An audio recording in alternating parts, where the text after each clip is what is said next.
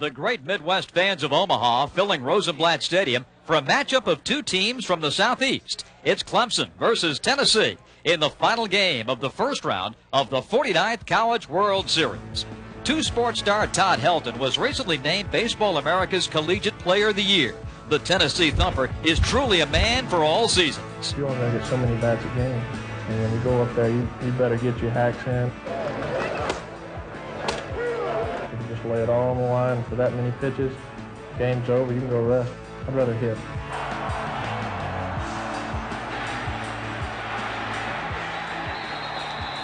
I definitely like playing baseball better. It's the most exciting game in the world.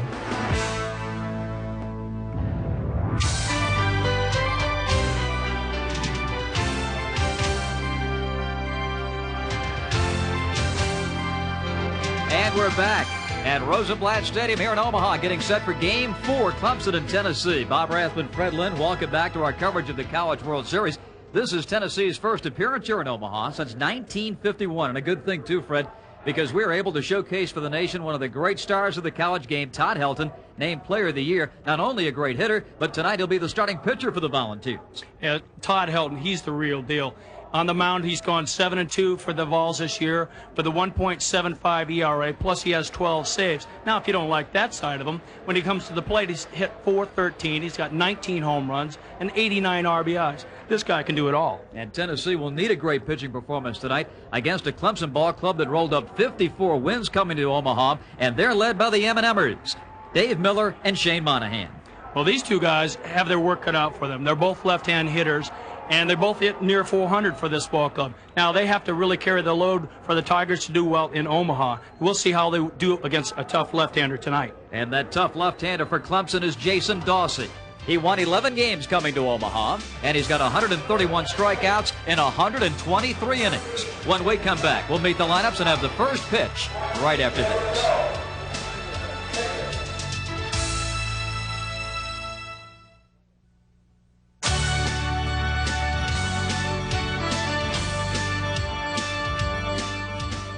ESPN2's exclusive presentation of the College World Series is brought to you by Kellogg's, with good taste, nutrition, and value. The best to you each morning from Kellogg's. And by State Farm Insurance. Like a good neighbor, State Farm is there.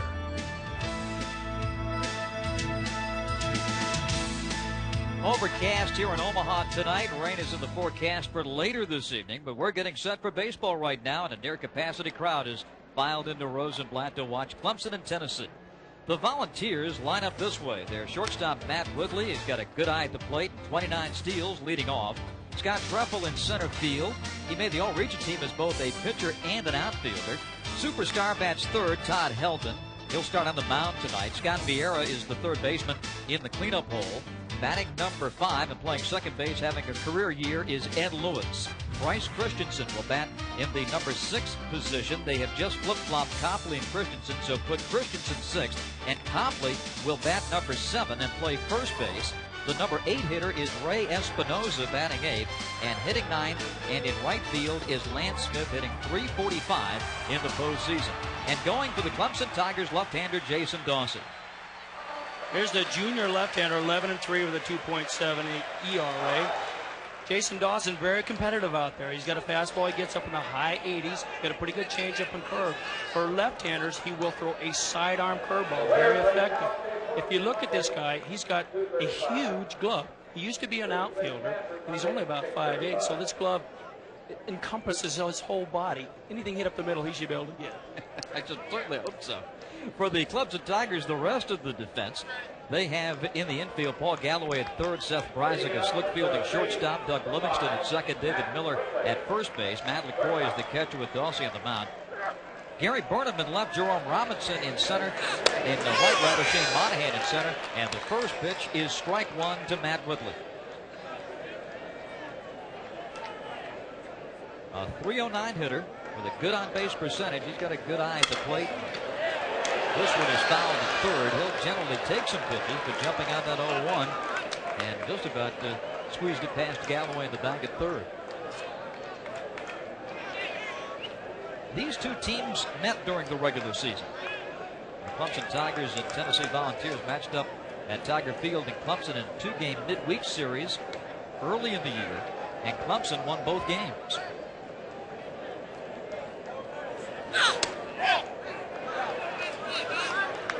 Ball and 2 strikes. In fact, it was Jason Dawsey who was instrumental in one of those pitching efforts against the Tennessee Volunteers.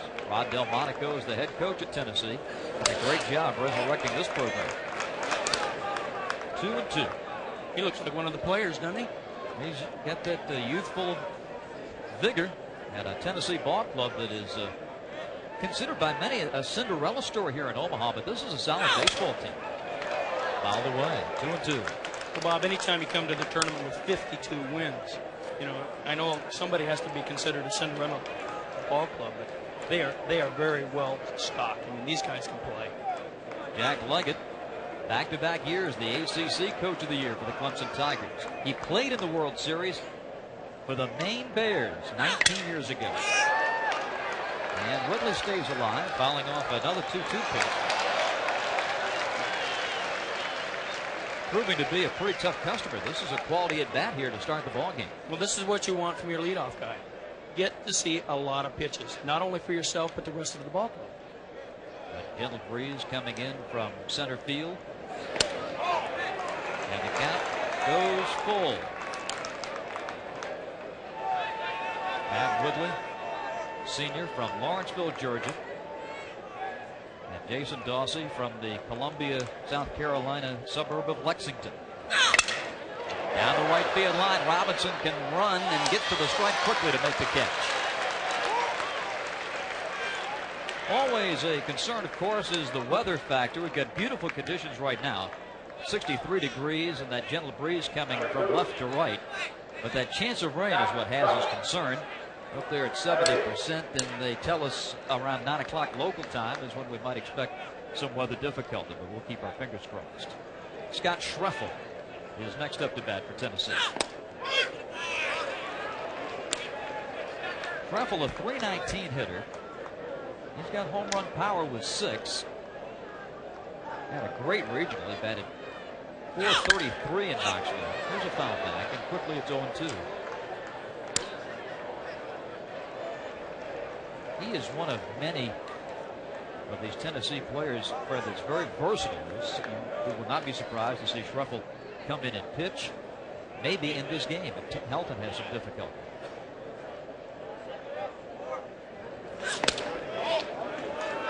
A ball and 2 strikes. And we get a look at the defensive alignment for Schreffel.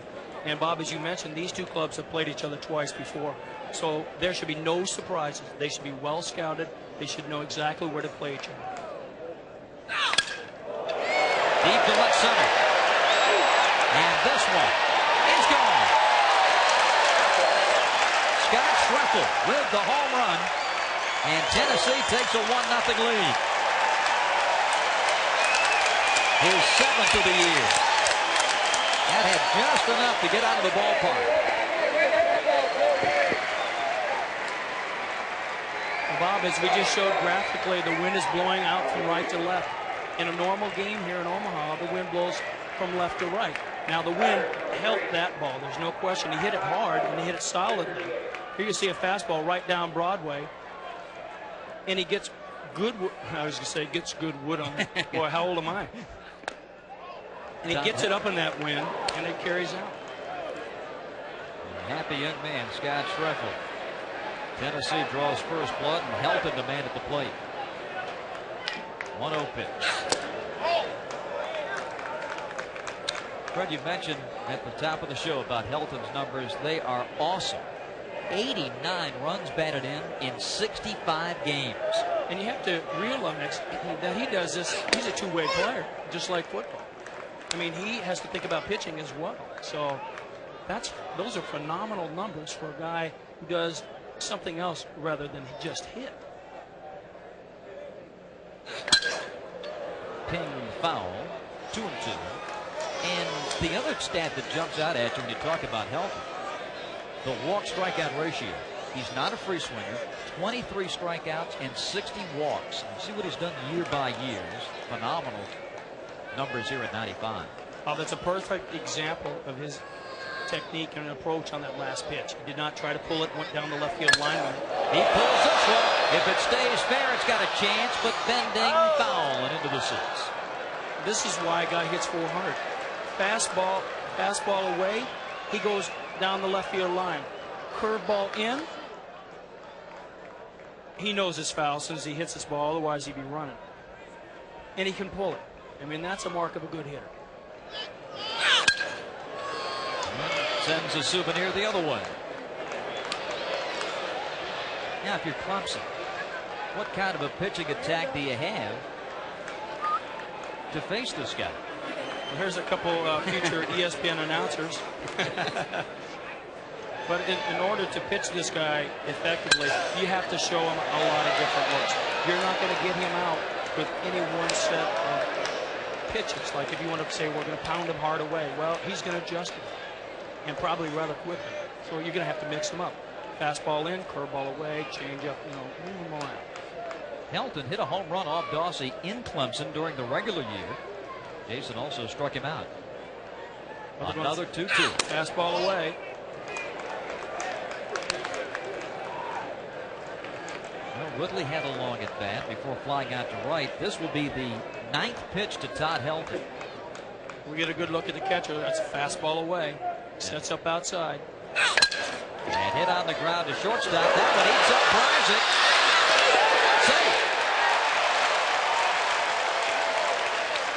Looked like that had a funny hop in it, Fred, as it got out to the Clemson shortstop. It will be ruled an error on Bryzik, his 23rd of the year. It's a nice pitch by Dawsey. Gets it where he wants to. Bryzik just has an in-between hop. Stays with it, though, and makes a close play at first base. But Helton was hustling all the way and beats it out. Well, tough luck for Dawsey. He worked him pretty good. Got the ground ball, but despite all the great pitching efforts, Helton reaches on the 6. Scott Vieira, the cleanup man.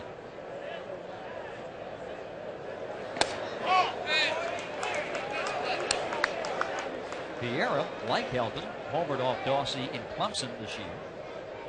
Senior from California. Was drafted yesterday by the Cubs in the 30th round.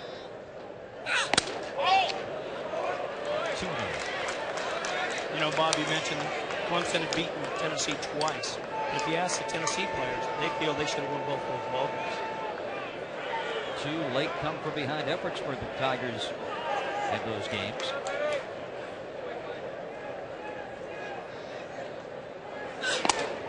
And 3-0. Ken Eldridge of Atlanta is our home plate umpire tonight in his 2nd College World Series. Dave Yaste is at first. Rich Fetchett at 2nd. Wade Ford from Austin, Texas, the man calling the action at 3rd base.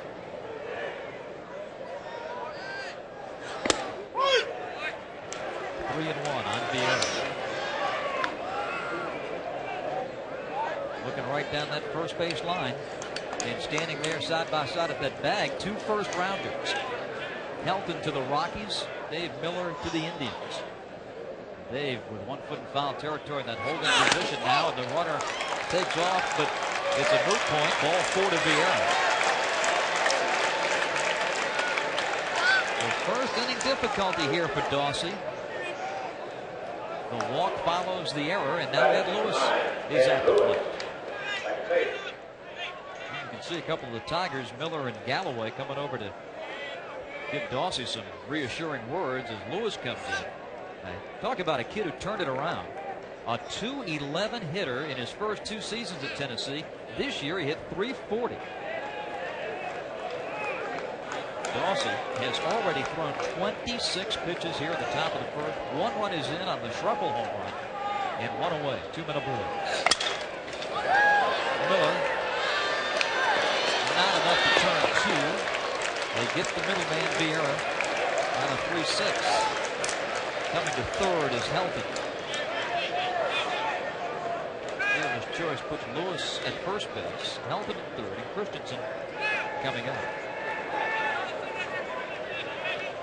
22, Travis Copley, first base. You see Dawsey in the regionals. He also had a terrific effort against Maryland in the ACC tournament, a 1-hit shutout.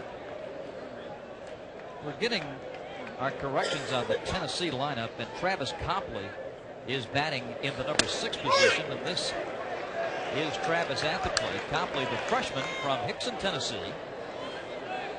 Second team All-SEC as a DH and a member of the collegiate baseball All-Freshman team.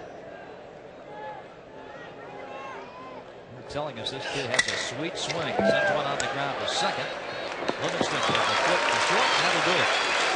So Jason Dawson comes back to retire the side, yielding the home run to Schrucker.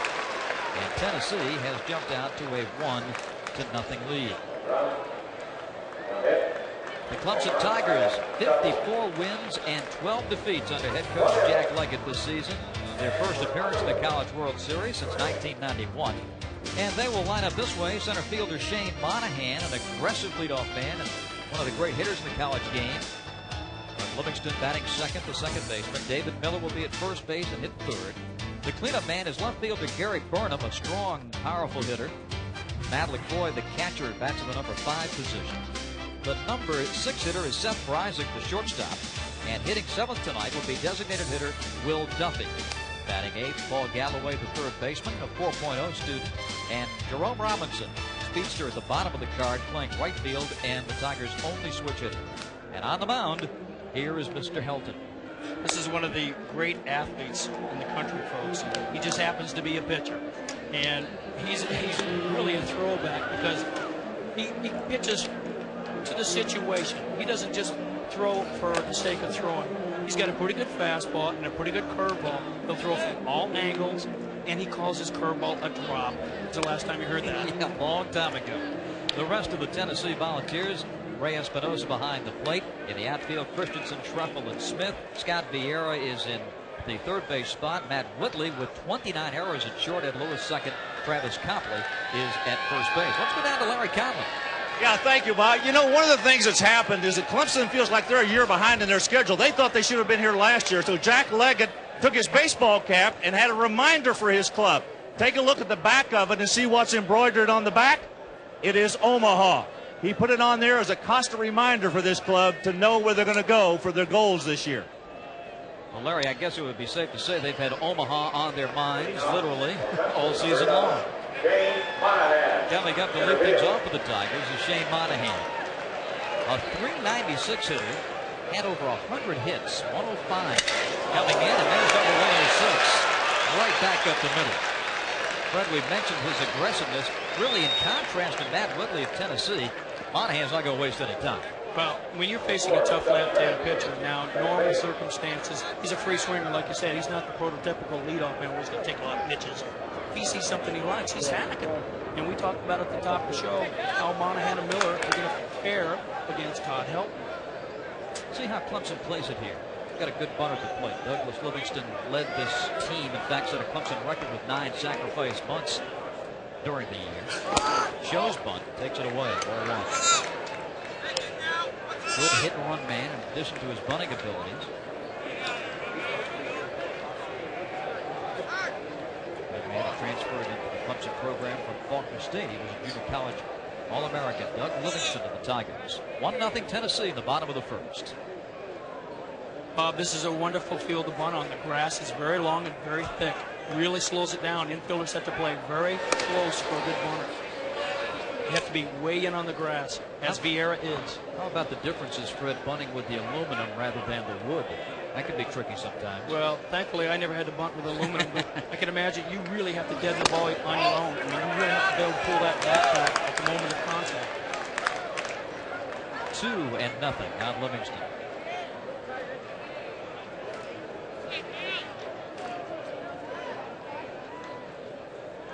And the move to first. And that's a ball. Hamilton stepped more toward the plate and not toward first, and that is going to draw Rod Delmonico out of the Tennessee dugout to talk to first base umpire Dave Yates. And watching it live, I thought it was a borderline call, and they did get the ball. Well, I think what he's calling is that he's leaning towards the plate. There, you can see it. Not so much where he stepped, because we've seen left-handers in previous games already step worse towards home than that. But he leaned towards the plate. And anytime you start to lean towards the plate, you have to go to the plate.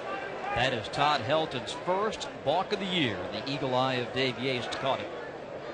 2-0 on Livingston. There's the bunt attempt, and it's fouled at the plate. 2-1. You know, Bob, sometimes left-handers read the runner, and they don't know if they're going to throw over there or not. Like, to me, he was indecisive whether or not he was going to go over there. And he kind of got caught in between, and he leaned. And that's why he got called for the ball. Isn't that amazing? 183 against this kid. I mean, every stat you look at, it's just mind-boggling how good Helton has been this season.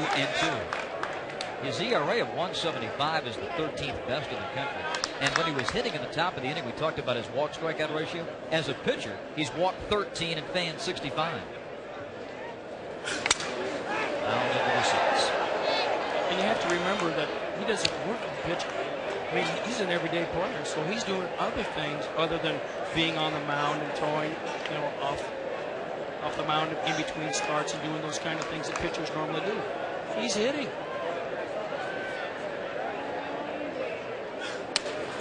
And a strikeout of Livingston. Off speed, the Livingston fans.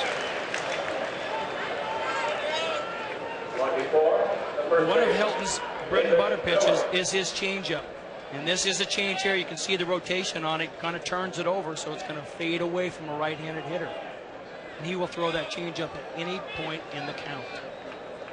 Helton now facing Dave Miller of the Tigers, a .383 hitter with 9 home runs and 78 runs batted in.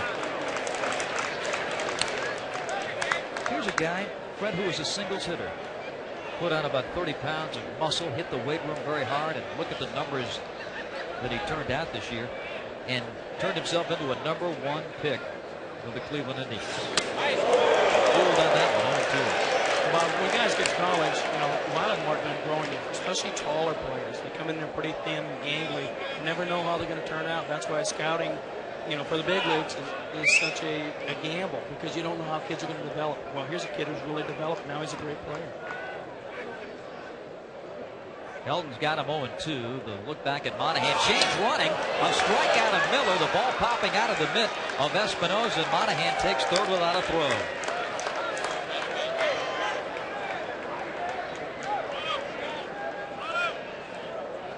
Well, Miller's overmatched on these sidearm curveballs. You can see his front foot never went towards the pitcher, never came back towards the plate, and he really gave ground big time.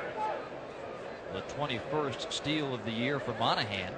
He's 90 feet away, and another lefty bat, Gary Burnham, coming up. More sidearm action, but missing low.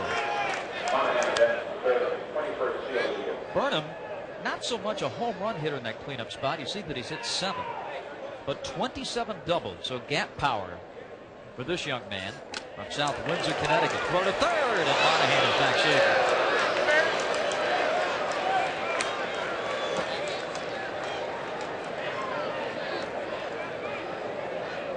He is aggressive at the plate, Fred.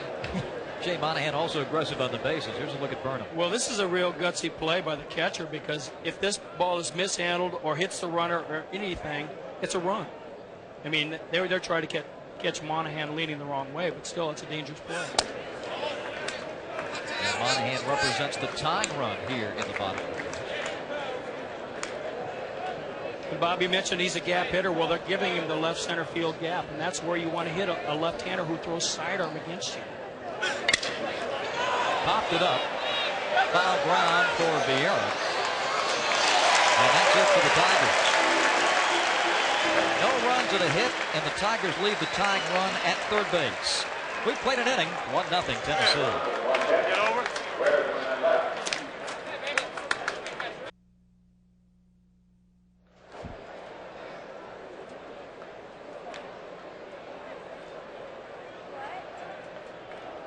Tennessee on the strength of a Scott Truffle home run, leading 1-0 as we go to the top of the second. The Volunteers had the luxury of playing at home to win their way to Omaha, knocking off the Citadel and Georgia Tech, the Yellow Jackets, in the championship game here last year, and then 2 huge wins over Gary Ward's Oklahoma State ball club, 14-10 and then 3-1 in 11 R.A. Dickey was sensational. The 2-0 record just is the start of the story. So the rain, which was forecast, has started here. Just a shower. The skies are not all that imposing at the moment. As Bryce Christensen leads off, taking ball 1. Jason Dawson, the Clemson starter, yielding that home run. Now going to work in the second. Bryce in the regional in Knoxville, 5 for 15. Missed 6 games in late April with an ankle injury. Looking ball, slow rolling to third. Galloway, that's the ball. A nice play by the Clemson third baseman Galloway, coming in for a All-America at third base last year for the Clemson Tigers, Mike Hampton. Galloway played this like a pro. Yeah, this ball's a Baltimore chop right off the plate, and it's really slowed down. You see how that charged the ball and gets a little something on it, gets a little help from Miller at first base. That's what good first basemen do. They help out their infielders on the tough throws. Ray Espinosa taking away.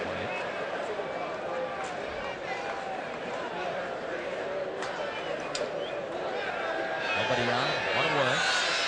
Tennessee leading 1-0. And Rick Fowler into the Saints. Espinosa, a junior from Carmichael, California, to Sacramento Community College, and on to Knoxville. He became the everyday catcher when Vieira, the starting third baseman, suffered an injury early in the preseason. Fouled out. And Espinosa's good play. He's been in there every day behind the plate. Well, we saw last inning, he's not afraid to throw the ball down to third base, that's for sure. He has a lot of confidence in his ability to throw behind runners.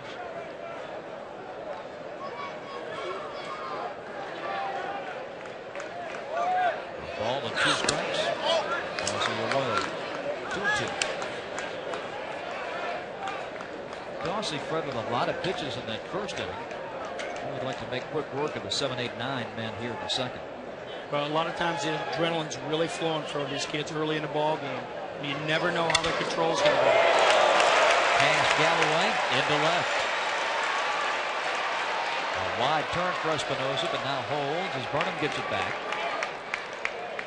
The second hit for the Volunteers. One point I wanted to ask you about, Fred, these 2 ball clubs, the players on these teams have not appeared in this College World Series. And we mentioned for Tennessee, first appearance since '51, and this group of Clemson Tigers have not been to a World Series. Clemson's most recent visit was '91. What effect does that have on the ball game? It has a lot of effect in the first couple innings. You never know how these kids are going to adjust to the pressures of Omaha. And I'll tell you one thing, it's nice for both these ball clubs. They played one another, so they can just say it's just a road game against this other ball club. Hit toward the corner, but bending and a foul ball. Lance Smith shooting one down to the opposite corner. And Souvenir City in the front row. Harry Truman was the president. Willie Mays was playing in center field for the New York Giants the last time the Volunteers were here. And that was a great year in Tennessee history. In the fall of '51, Tennessee claimed its only national championship on the gridiron. And in the spring of '51, a few months before that, the Volunteers lost the championship game here to Oklahoma. 0-2. Lance Smith, he walked on to this Tennessee program. He can run, good speed, 6'5" and a 60. 1 ball and 2 strikes. You get the feeling watching Smith in the box, really jittery, antsy, excited. All these players are going to be that way from the first to bat. Once they get their first at bat under the belt, they should be fine.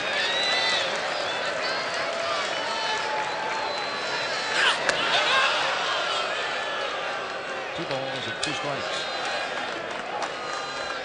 I don't know if the fans can hear Bob, but Dawsey, he sounds like he's throwing hard anyway. He's making a lot of grunts out there. Hi, Mom and Dad. It's almost like Monica Seles in tennis. Every time Dawsey lets it go, you'll hear that grunting sound. And him 0-2 and has filled the count. The last pitch clocked on our judge gun at 87 miles an hour. I still love it when guys run it on change-ups. Oh, that was great. And here comes another. And dead fish comes floating up to the plate. Espinosa will hold at second. Looking over his shoulder the whole time. Back-to-back singles. And the leadoff man, Matt Woodley, will be next.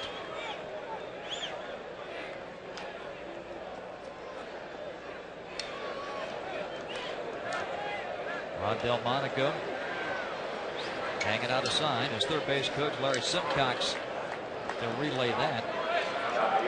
Woodley, the right-handed hitter, had the advantage of just looking right into the dugout that time. He didn't have to peer down to third.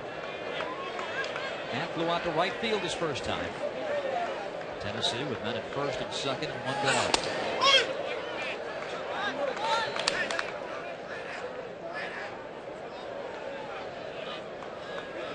Woodley, in addition to his good eye at the plate, he can spray it around. It's to all fields. Coming up in an RBI situation here with one away in the second. This is Tennessee ball club. As you see Jack Leggett, the Clemson skipper, knows he's got his work cut out for him. He does not want to see Tennessee put together a big inning because the big cannons are coming up. Schreffel, Helton, Vieira.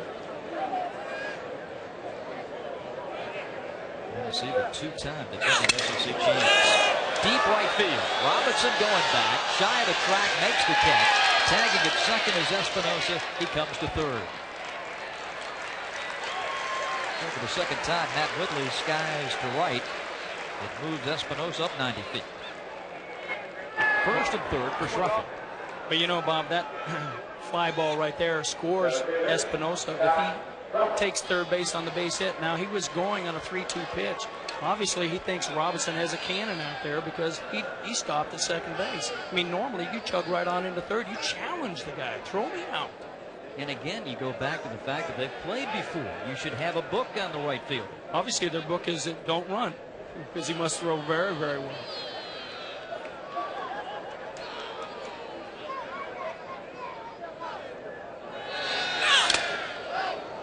There's a foul at the plate.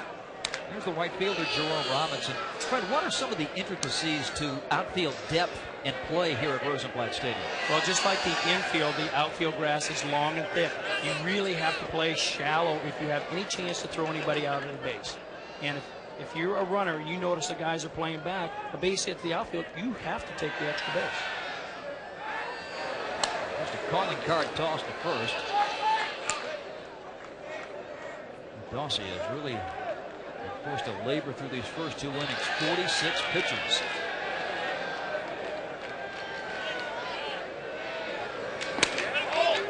That speed breaker makes it 1-1.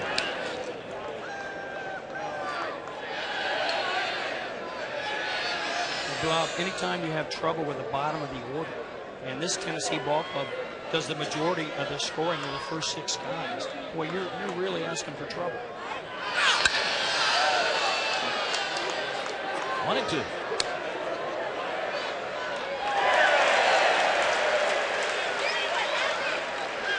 You mentioned the pitching exploits of Schreffel. Jason Dawsey joined Jonathan Johnson of Florida State as the 2 first-team pitchers in the ACC. And didn't Jonathan Johnson impress yesterday for Florida State? A great pitching effort again. 3-2 comeback win over Oklahoma. In the dirt, nicely boxed by LaCroix. 2-2.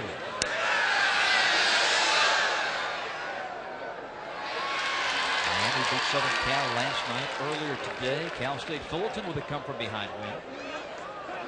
And this is the final first-round game. The winner to meet the Titans, the nation's #1 team. The loser to oppose Stanford on Monday. Runner at first base that goes strike 3 call. Schreffel takes a 3rd strike and Dawsey wiggles off the hook. 1-0 as the Tigers come to call.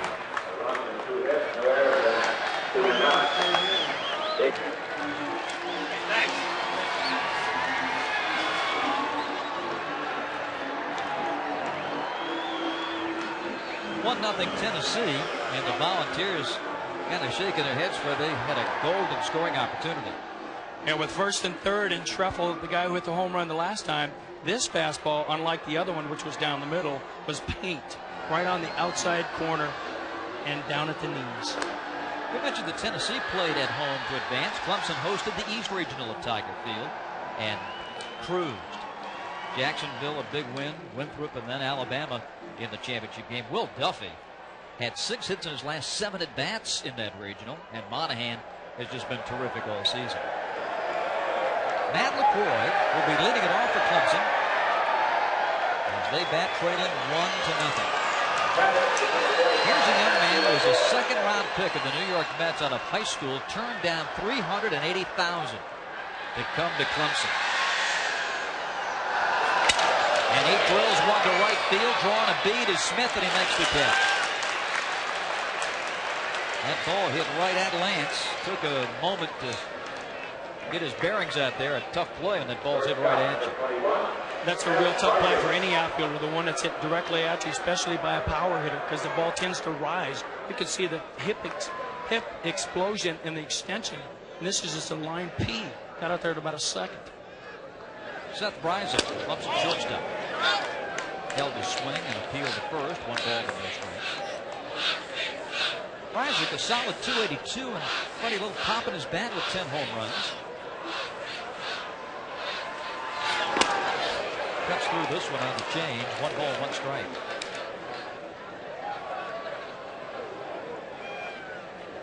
Todd Helton on the hill for Tennessee, making just his 4th start of the year, but in the previous 3, all complete games. 1-2. Reisig had a double off Helton when they matched up at Clemson. Went 1 for 2 in that particular game.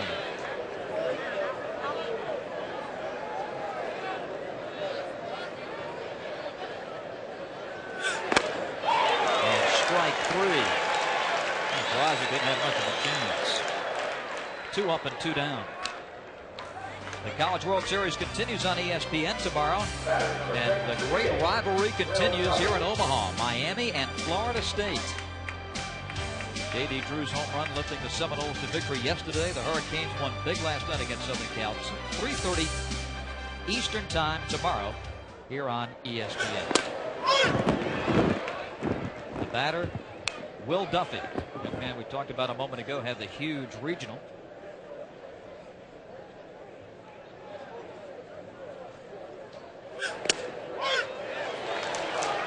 Helton jumps ahead 0-2. He is on right now, Fred, and the Tennessee people tell us when Helton's throwing well, he's going to get it done with about 10 pitches or less in 1 inning. See you later. Back-to-back strikeouts. That gives Helton 4 Ks in 2 innings. And Tennessee holds its 1-0 advantage.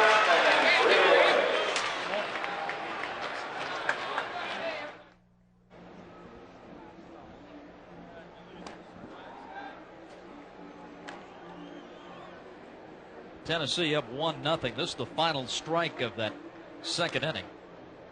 One of the things left-handed hitters will look for against left-handed pitchers is a tendency when he drops down, will he always throw a curveball? I guess not. There's a fastball on the outside corner, and Helton was rushing to the dugout before the ball even got to the plate. He knew it was strike 3. Little influencing of the umpire right there. And for a part of the game within the game, the pitch counts, Helton is leading off 22 and had an 8-pitch second. Dawsey 50 pitches in 2 innings. Helton reached an error his first time. Shoots one down the left field line, but this one will reach the seats. In the first at-bat, Helton fouled off 4 pitches before finally bouncing one to Seth Bryson at short, and it was an in-between hop, and Seth couldn't make the play. Now the 3, 4, 5 hitters for Tennessee in the 3rd. And Helton leading it off. Todd has hit 19 home runs this year. 3 in one game. That came against Arkansas. And he's just 1 away from the school record. But setting records is nothing new for Helton. 19 Tennessee records that he holds in his career, both batting and pitching. Left center, base hit. Quickly to cut it off is Burnham. Helton thinks 2, holds 1 as the throw comes in on a bounce to Livingston. A gap shot to left center, and Todd Helton secures the Volunteers' 4th hit of the game. See how far away Helton is off the plate? Anytime a hitter is that far off the plate, he wants the ball away. He does not want the ball in like you might think he does. And there he's inviting the pitcher to throw the ball away. See how he strides towards third base? Well, he's got that covered. And now if you make a mistake inside with something soft, as we saw earlier, he pulls it down the right field line. Scott Vieira. Hit 448 in the regional. No advancement by Helton. This guy has turned getting hit with a pitch into an art form. Scott Vieira, incredibly, was hit with a pitch 24 times. 38 in his career. Talk about taking one for the team. Well, you have to remember that he is a catcher playing third base. Hit to short. Tough stop. They get one. Safe at first. Boy, what a play by Bryzik at short. Tough backhand.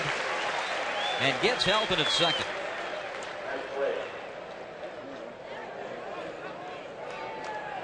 Here's the ground ball. Nice backhand and getting a good position to make a quality throw to second. And the doggone near pulled off a double play. That's an outstanding turn of a double play. Look at the reach of Dave Miller at first base. Ed Lewis, the second baseman, is next. Bryzik turned 4 double plays in that game against Alabama. And as a team, Clemson had 5 in that contest. A very good, aggressive shortstop, Seth Bryzik.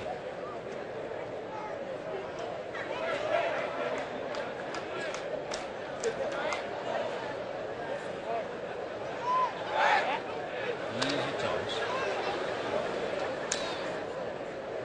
Vieira with 12 steals and 14 attempts.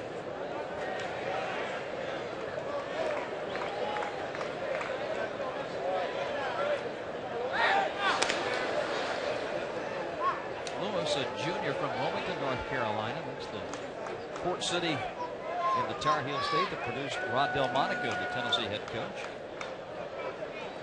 And Lewis having a career year. We mentioned a .211 hitter lifetime until this year when he hit .340.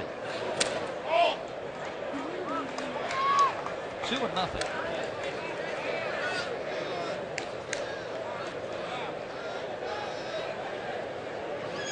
You get a look at the grip that Dawsey has on the ball. And a lot of times he'll try to fool a hitter. He'll show more white than you think he's going to. Miller will step on the bag for out number 2, and Vieira moves into scoring position.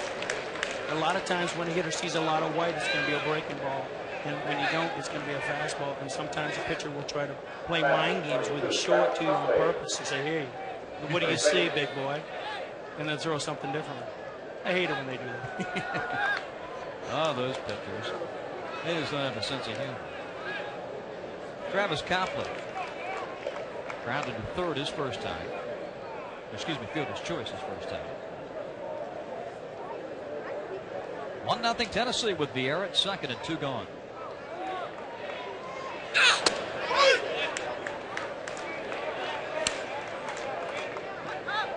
Copley really struggled at the plate. As we mentioned, Tennessee went unbeaten, kind of waltzing through the regional there in Knoxville.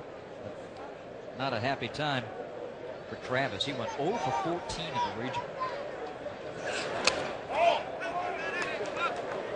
1-1. Jason Dawson at 5'8" and 165 pounds. Real bulldog out there.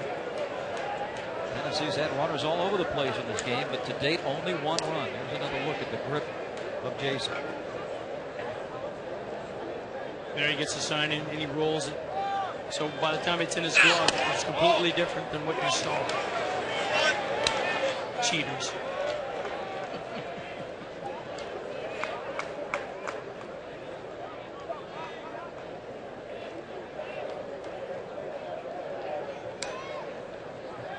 Tennessee looking for a key hit. They're 0 for 4 so far with men in scoring position. See if Copley can give Vieira a ride home. To center field and right at Monahan. And that's that. No runs, a hit, and a man left. Middle of inning 3 at Rosenblatt. 1-0 Volunteers. One man left. As we look out into the area.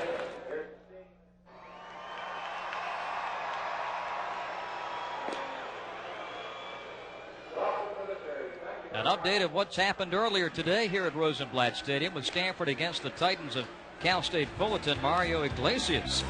The score is Joe Frazier. And the final pop-up here, Dusty Allen on a 3-0 pitch. Squeezed at third, and the Titans had the victory. 6-5 over Stanford. Silva goes to 17-1, and we've talked about the exploits of Helton. How about Mark Kotze of Fullerton? 11 saves and co-player of the year with Helton. So says Collegiate Baseball Magazine. These are the up-to-date standings in Bracket 1, Florida State and Miami, head-to-head tomorrow at 1-0. And in Bracket 2, Fullerton with the win, and they'll take out the Tennessee Clemson victory. Third baseman Paul Galloway leading it off here for the Clemson Tigers as they come to bat trailing by a run. Todd Helton has been outstanding in the first 2 innings on the hill for the Volunteers with 4 strikeouts. Galloway, a .333 hitter on the field and 1,000 off the field. He's a 4.0 student. Nothing at 2. And an easy major too, Fred. Mechanical engineering.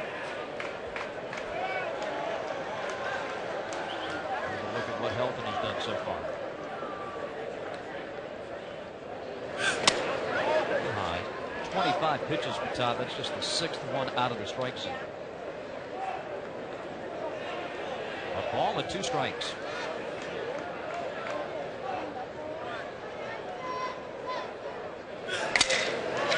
Driven to right center field, but hanging up there now as Schlepper moves it.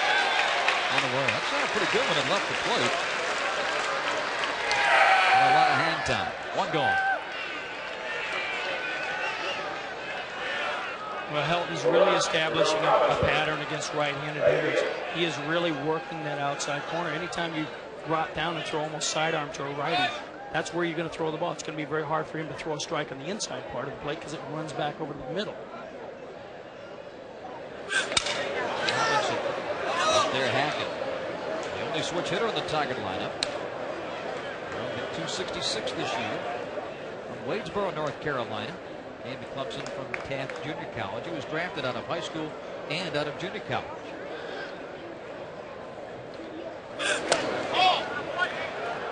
One ball, 1 strike. Shane Monahan, who's on deck for Clemson, singled to center to lead off the Tiger first inning. Since then, Helton has retired 7 straight.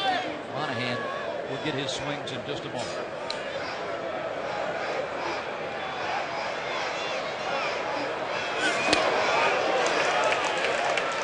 Two.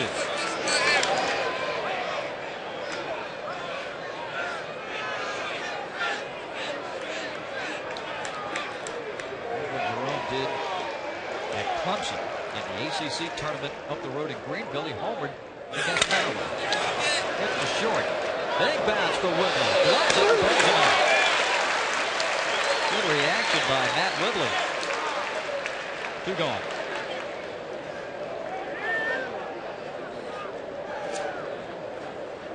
Here's a play that tests the shortstop Whitley's arm. He is a converted second baseman. That's why he has so many errors. But that arm looked pretty good right there. I mean, that took a nasty kangaroo hop. Gloved it and had a flat foot throw it over there, and he had good pacing. Monahan singled on the first pitch that he saw from Helton. Swings on the first offering this time, but nubs it foul.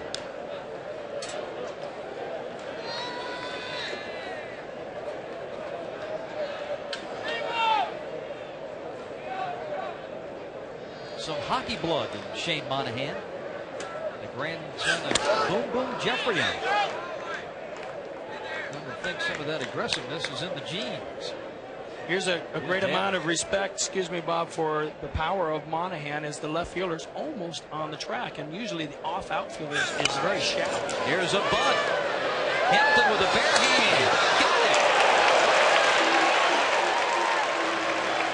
So Shane Monahan trying to lay one down, and Todd Helton denies him at first base. Great bare hand pickup, plant, and throw. Well, there's a total athlete on the mound, and he jumps off here like the big cat that he is, fires a strike. Shane Monahan, good speed, but not enough. You're requested to not smoke in any of the seated areas. You're requested to please do not smoke in any.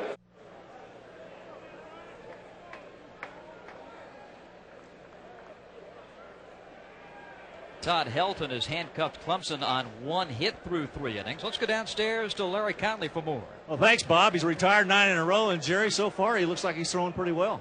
He's doing pretty good. He's keeping him off balance with his changeup. How'd you pick me out of 25,000 people? Well, because I know you well. Okay. No, I think he's doing all right. As long as he keeps his balls mixed up. Jerry Helton, you got a great son out there throwing a great game tonight. And Bob, he keeps throwing like he is the rest of the night. Tennessee looks like they're in pretty good shape. Larry, he has put the K in Knoxville. 4 strikeouts in 3 innings. Meanwhile, his teammates trying to get him some more runs. And starting off with a solid single to center is Bryce Christensen.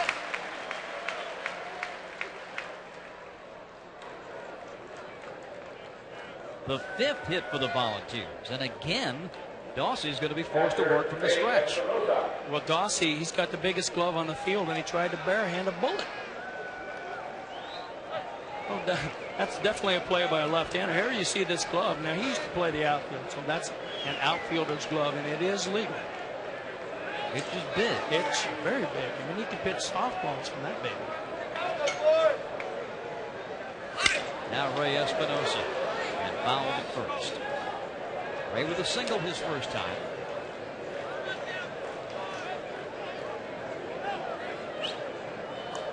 Junior from Carmichael, California. This is a very hard-working Tennessee ball club. They're a good bunting team. They're really out to outwork, out-hustle the opposition. They have really put the pressure on Dawson, despite the fact the score is only 1-0. Well, they've left 5 runners on, and 4 of them in scoring position. And against a quality team and pitcher, you've got to get the guy when the getting's good. Popped bunt again. Espinosa at 0-2.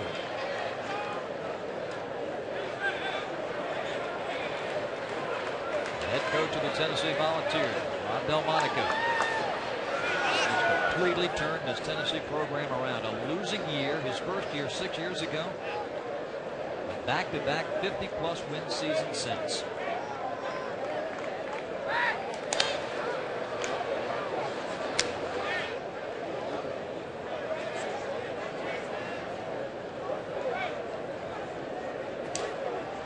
Christensen, 13 steals in 20 attempts.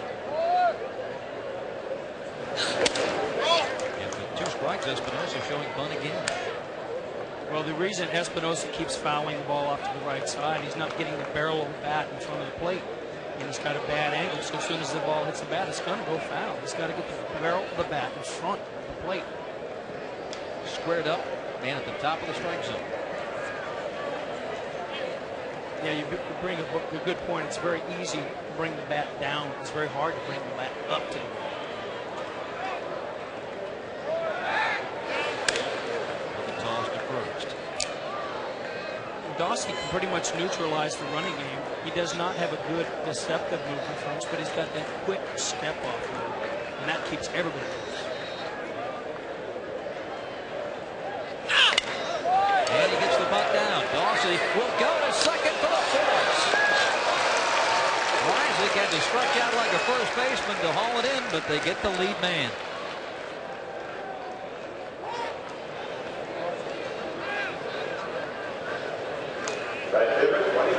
And you know why Dawson is able to make this play? Because he held the runner at first base close to the bag. he couldn't get a good lead, and now the bunt is a pretty good bunt. But Dawson gets off there in fine fashion and knows that he's kept the runner close, so he knows he has a good play at second base. Plus the catcher's telling him, second.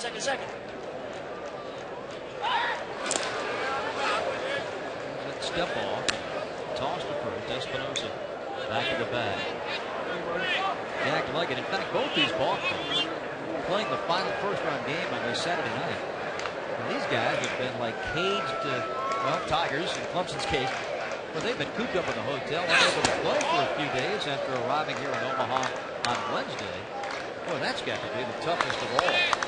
Well, the Tennessee Vols, they're in our hotel, and I've been watching these kids, and they're just, like I said, they're just tramping around. They're looking at each other. You got to get them out of the hotel. That's the coach's main concern. Get them out, get them active, do something. Don't sit around and think. They're into it now. A 1-0 game in the fourth inning. Off LaCroix. Back to get it goes the freshman catcher, and down to second goes Espinosa.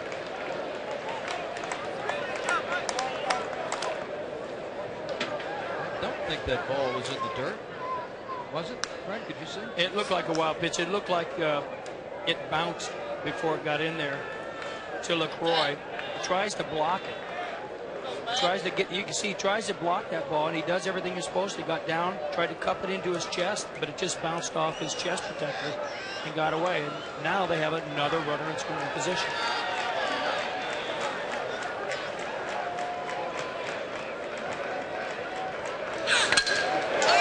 To right center, Monahan though can run him down out there. Tagging is Espinosa. He'll come to third. Shane gets a good break in the game. And we didn't get to highlight him on our defense, but he is the total package. And we talked about his hitting ability, but he is very fast, as you saw him in the bunt attempt. He almost bunted the ball back to the pitcher and almost beat it out. And on that play there, he had an excellent job. Made that play look easy. You have a soft spot in your heart for aggressive outfield play, don't you? I like to see guys that know what they're doing. They think about the situation ahead of time. The ball's hit to me, what am I going to do? And those kind of guys you can spot a mile away.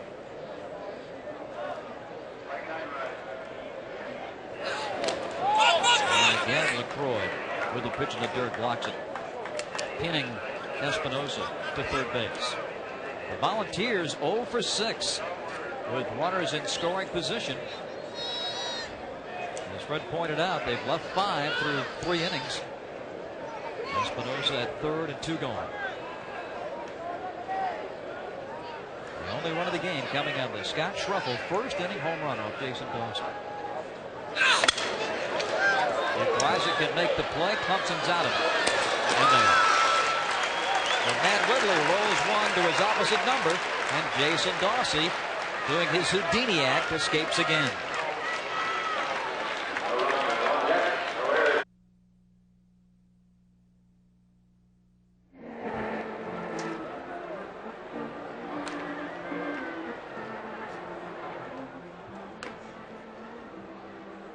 Just an outstanding crowd here at Rosenblatt. I wouldn't be surprised if they announce over 20,000 here tonight. The new stands there in right field to accommodate more fans as this tournament just gets bigger and better every year.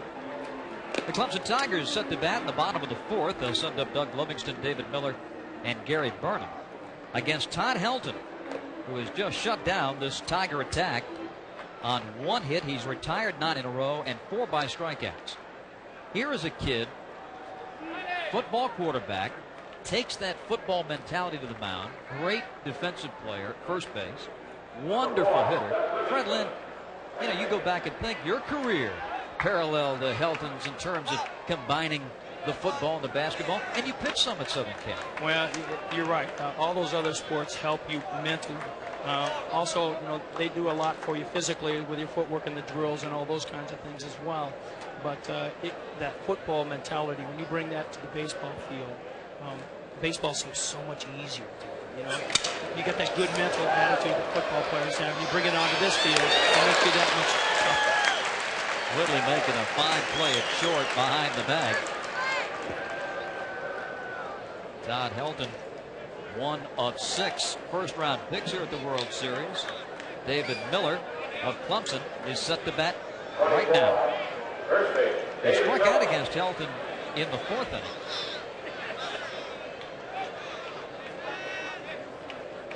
Ten in a row retired by Todd.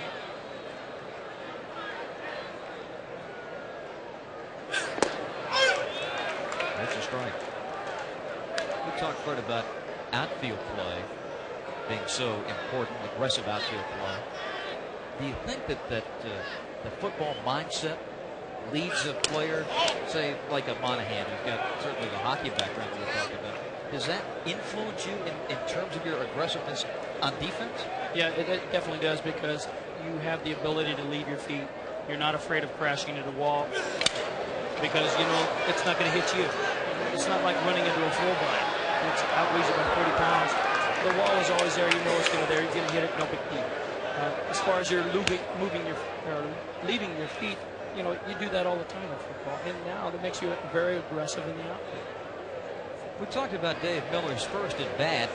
Not exactly confident. The sidearm stuff really bothered him. Here's the last one. What I like to watch is his front shoulder. And if his front shoulder, his right shoulder, starts to move towards first base at all, he's defeated. Now, the only pitch that he can hit is something inside off the plate, which is what he just got. Now, the last time, Helton dropped way down Laredo and through the sidearm bender, and Miller was nowhere to be found. And this time, Dave shoots one into center field. So after fouling off a couple of pitches, Miller adjusts the sights, picks up Clemson's second hit of the game. Well, Helton went to the well once too often. Boy, that's a good at bat. See how he pulled his hands in there? That ball ran in on him, and he pulled his hands in and he fought that ball out. That's called an inside-out swing, meaning your hands go through the zone before the head of the bat. Gives you a little bit more time, a split second more, to get the fat part of the bat on the ball. Gary Burnham on first to throw to get Miller back.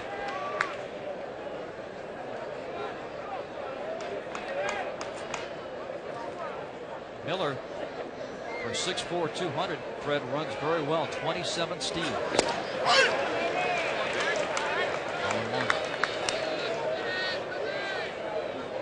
With all the opportunities that Tennessee has wasted, we still have this 1-0 lead. It puts a little more pressure on Helton. There's a pickup. Safe, he got back in. The throw and beat. Boy, Helton had Miller frozen at first. This is one reason why you'd like to have a left-handed first baseman. Notice that Copley's right-handed. He's got to bring the glove all the way across the back. If he's left-handed, his glove is on his right hand. Bam! It's right on the ground, and he's out. By the length of his arm, Miller is still alive on the bases.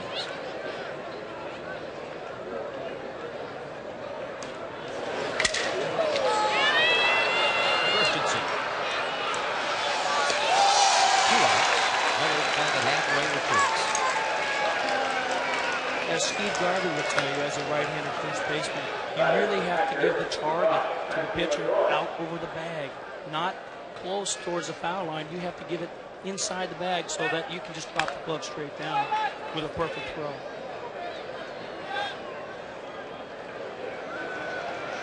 A brief shower a couple of innings ago, but the rain has gone away. Cloudy skies here in Omaha. But a beautiful night and a huge crowd to watch. Troy helping one foul in third.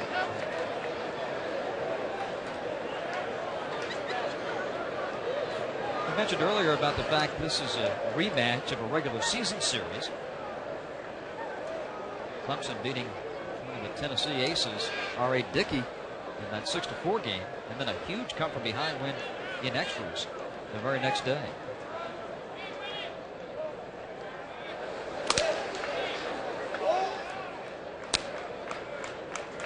Matthew LaCroix was the ACC's Rookie of the Year. 15 home runs. One away from the all-time ACC freshman record. Miller just a step off the bag.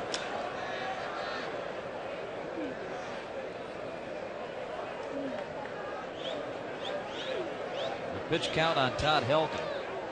Outstanding ratio. And that time blows one by LaCroix. Well, I can't tell you how unusual it is to see a left hand drop down against right-handed hitter, especially with a guy with some serious sock. You have to be just pinpoint when you do that. You're really showing him where the ball is going. There's no deception. And you've got all the confidence in the world, too. Well, as that graphic showed, only 9 balls. I mean, this guy's putting it right where he wants it. And LaCroix strikes out swinging. That is the 5th strikeout for Todd Helton. He takes care of the freshman catcher, Matt LaCroix. And that's all for the Tigers. They leave Dave Miller at first base. 4 in the books at Rosenblatt. 1-0 Tennessee.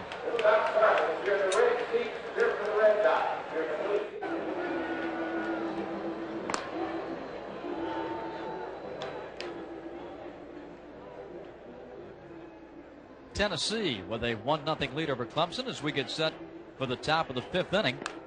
Todd Helton got that strikeout, and as soon as he came into the dugout, pitching coach Dave Serrano was right there to greet him. And a couple of words of wisdom and what they've spotted from the dugout. Dave, making his first appearance as a coach here in the World Series, wanted us to send a special hello to wife Krista, who could not make it. They are expecting their first baby around July 17th, so Krista back in Knoxville and unable to attend here, but she so desperately wanted to be here. But Dave wanted us to remember her. Scott Schruffel, who represents the game's only run with the first inning home run, takes a strike, 0-1.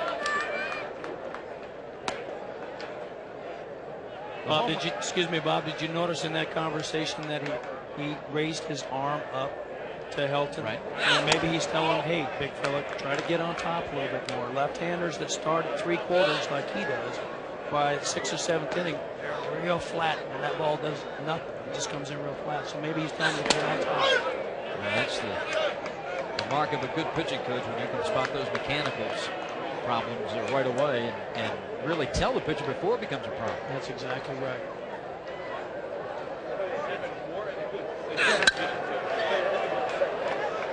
One ball and 2 strikes. Schruffel, Helton, and Vieira in the Tennessee 5th inning. The SEC plays 6 teams in the 48-team field. Tennessee, the only survivor to Omaha. Clemson, one of 2 ACC representatives. Florida State in the winner's bracket in the other grouping. They'll meet Miami tomorrow. This is Billy Koch in the Clemson bullpen. And there's a drive to left center field. Well hit. And that one's going to be in for extra bases. Burnham, the left fielder, up with it quickly. And into second goes Scott Schruffel. A leadoff double for the Tennessee center fielder. And again, driving the ball to left center field. Here's a breaking ball that Schruffel hammers into the gap. And I want you to watch what the center fielder does on this play, Monahan. If we get a shot of it, I'll let you know. Ball's hit off the wall, and Monahan comes over here, and the umpire's in our way. But he makes a fake throw before the left fielder got to the ball to decoy the runner. I mean, that's really heads-up baseball. Helton bounces one to short. They freeze the runner at second and throw out Todd at first base. Schruffel unable to move. 1 away. We were talking about Monahan at center and that fake throw a minute ago. Here's a look at it. Watch Shane coming over. See the throw? There. Now, see, the runner doesn't know who has the ball. He just sees somebody throwing in a throwing motion, so he might freeze. And that's just a great heads-up play for new people that play outfield. That's just fantastic. The seal of approval from Fred Lynn. 1 gone and Scott Vieira to bat. Fred, for the 3rd consecutive inning, Tennessee has put the leadoff man on base here. Schruffel with the double in scoring position.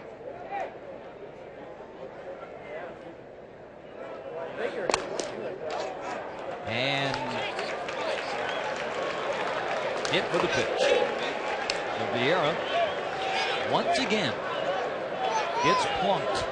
That is the 25th time this season that Scott Vieira, kind of the Ron Hunt of college baseball. Yeah, watch how he turns his shoulder. Here's a man who knows how to get hit by a ball. He knows this ball's going to hit him, and he's turning so that it does hit him. And that's what you call taking one for the ball club. But he knows that ball was going to hit him. And he turned his shoulder so it's just going to hit him on the side of the arm. It's not going to do any damage. No big deal. You know, it's all that turning in and letting that ball hit you like that has almost become a lost art, especially in the big leagues. You have so many guys diving over the plate now. You don't see that too often. Guys who get hit in the big leagues, you know, it's in on the hands or in on the arms. Well, that's the proper way to take a pitch inside. Turn your shoulder so you protect your hands. You should never, ever get hit in the hands. Never. And you see guys, when they stride, they open up their shoulders. Now your hands are exposed. See, if you turn your shoulders in, your hands are protected by your shoulder and your back.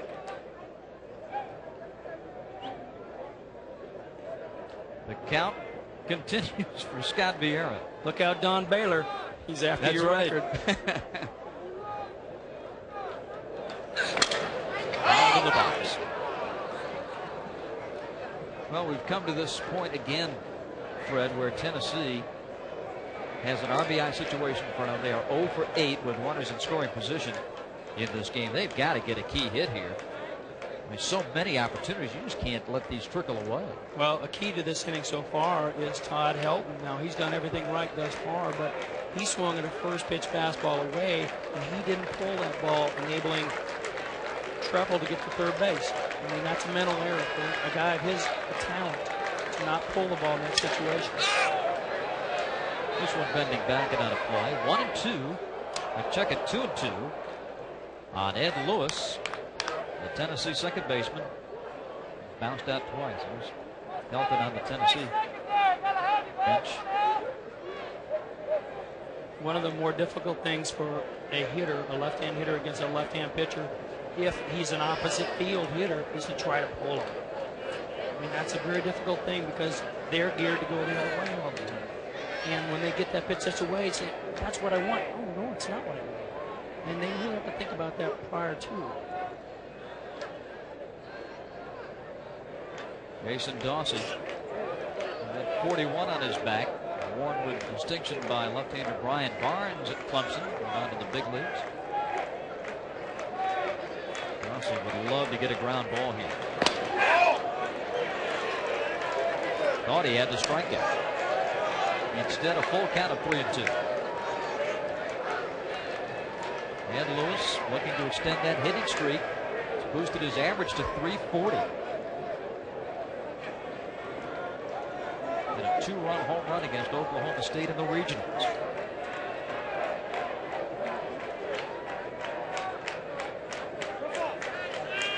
And Dawsey steps off. Oh, just a little more drama here to the 3-2 pitch. We're trying to see if the runners are getting a little edgy. Maybe they might be going on a 3-2 pitch. See if Delmonico has him running. He does. And it's a shot up the middle of the base hit. Treffel will score. Monahan up with it. Runners to first and third, and Tennessee leads 2-0.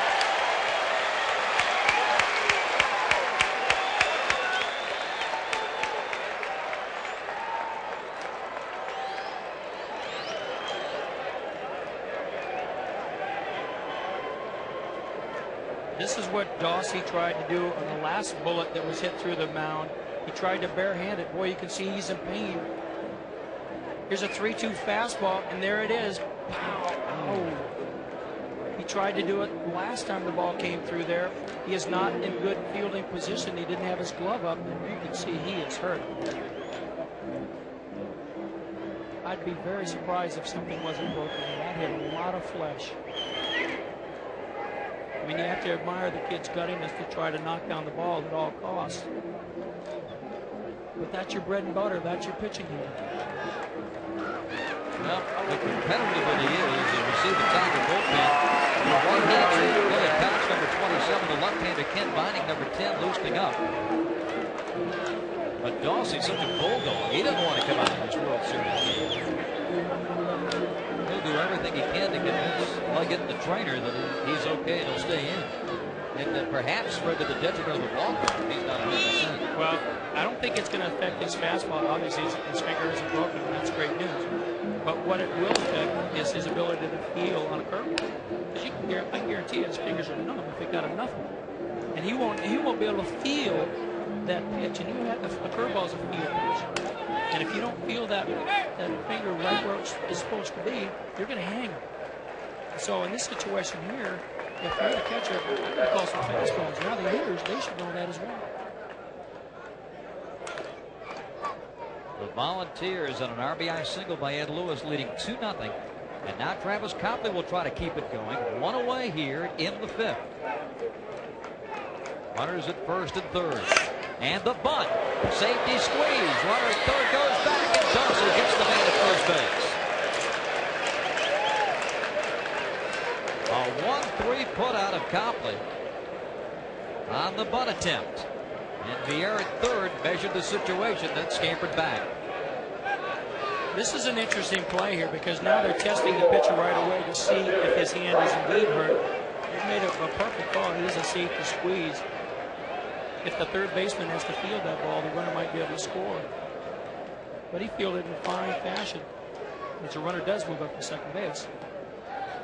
2 outs now for Christensen, and he rips it home and fouls it away. Bryce is 1 for 2. He's bounced out and single to center.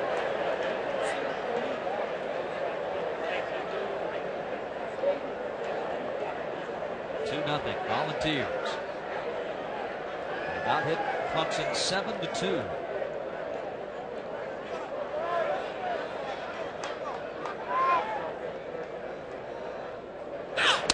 There's bunt. That bunt play is not working too well.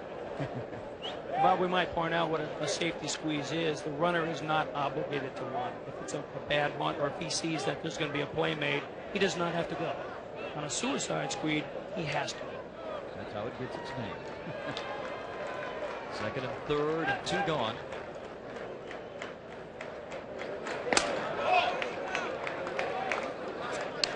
Two balls and a strike. Christensen, a guy that has the ability to punch that ball into right field. He can go the other way pretty well. Dawson here in the 5th has thrown 90 pitches. I mean, there have been runners all over the place for Tennessee. They finally got that base hit to drive in a run from Lewis here in the 5th inning. Cashing in on one of the many opportunities that Dawson's handed them here. And his 90 pitches have been tough. I mean, there haven't been anything easy about it. He's had to wiggle out of numerous cans. The second hitter of the game, Schruffel, hit the home run. It's been a struggle ever since. And as you pointed out, in the last 3 innings, Tennessee has put the leadoff man on base. So 3-2 with 2 outs. Runners at second and third for the Volunteers. And fouled away. I would think, Fred, that if Dawson can get out of this, Leggett is going to be thinking bullpen, but he would be great for the Tigers if they could hold the Tennessee just to 1 run here in this inning. Well, it'd be an emotional boost. I mean, obviously Dawson has a lot of courage. He's showing that, and maybe that will flood into the rest of the players if they can hold him right here. 3-2. Walked it, and the bases are loaded for Espinosa. The second walk allowed by Jason Dawson. So now we've got Vieira at third, Lewis at second, Christensen at first base, and Ray Espinosa under the watchful eye of Rod Delmonico coming up to bat. He's 1 for 2 with a single and a fielder's choice.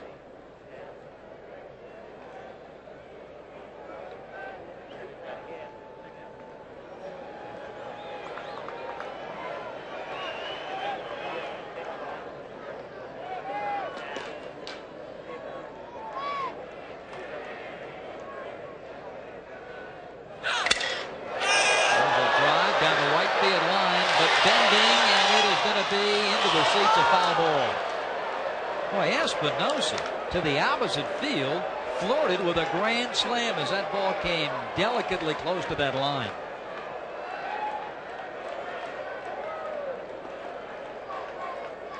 Well, Dossie's featuring a lot of fastballs right now, and Espinosa has a pretty good cut at this ball, and I thought the wind might help that ball stay fair.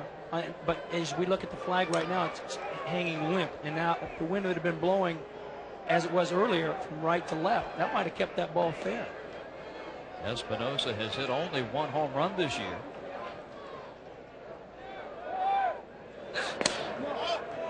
Dossie away, 1 ball and 1 strike.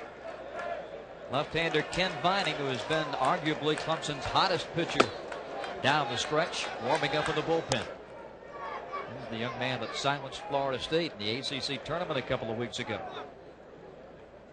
1 ball and 1 strike. And here's a fly ball to right field, but Robinson has it tracked.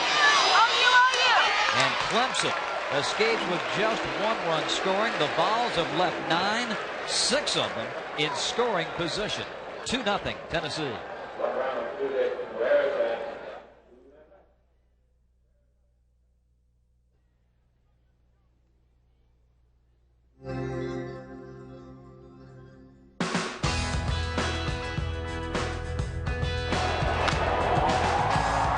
Some heavy hitters here from Omaha moving out of the big leagues. You saw Mike Schmidt, who's going into the Hall of Fame this summer. Dave Kingman, the 1970 College World Series champion Trojans. And there is former Arizona State Sun Devil Barry Bonds. 46 home runs to lead the National League in '93 for Bonds. And they all came into the national limelight right here. And I would expect that in the not too distant future, you'll be seeing this young man at Coors Field in Denver for the Colorado Rockies. Their first round pick a couple of days ago. Todd Helton, the Tennessee all-everything, tonight on the mound, and he's blanked Clemson on 2 hits in 4 innings. Leadoff man Seth Breising struck out swinging his first time, and that first at bat, Fred, was a mismatch. See if Breising can do anything this time.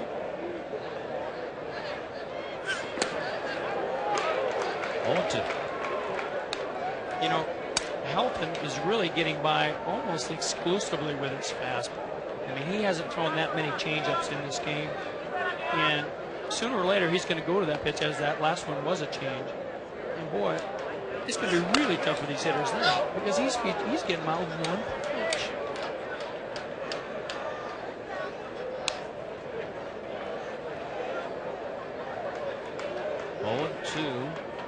On Breising.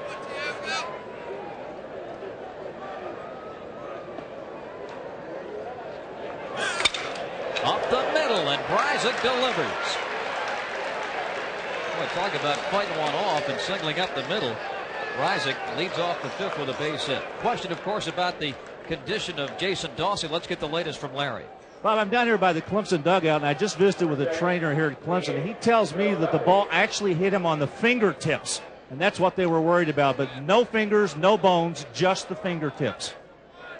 And you wonder, Larry and Fred, what that will do to the feel of that breaking ball you talked about. Well, you know, he didn't throw many breaking balls after that. He went almost exclusively with the heat.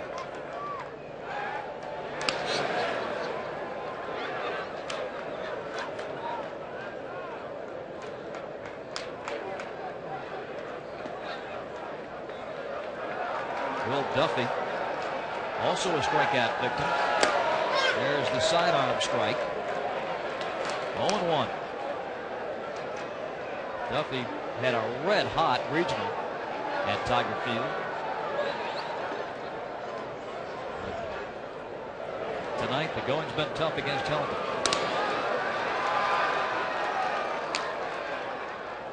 In the Clemson bullpen, right-hander Scott Hoosier, who has worked at only 11 2/3 innings this year, warming up.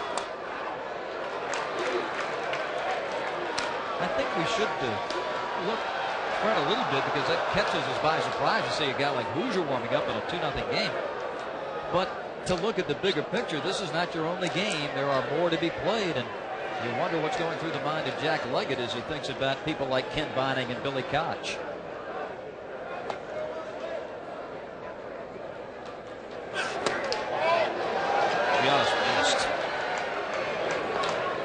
Bob, we always get a scouting report from the manager and the pitching coach, and Scott Hoosier was the last pitcher that they talked about. And I said, don't surprise us and bring somebody in here. Let us know what these guys have. And they said, okay, well, Scott Hoosier, and there he is. He might be in a very tough ball game. So you never know what's going to happen. That's why baseball is such a great game. You just can't never figure it out. Will Duffy has come back in the count to even it at 2-2. He represents the tying run here in the 5th. Leadoff hit for Seth Breisick. The third single. Clemson put Monahan to third base in the first, but couldn't get him in. No one to scoring position since for the Tigers.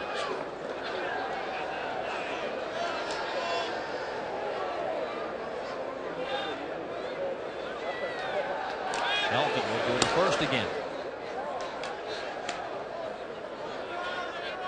Isaac steal a base. He had 10 and 15 attempts during the regular year in the tournament play.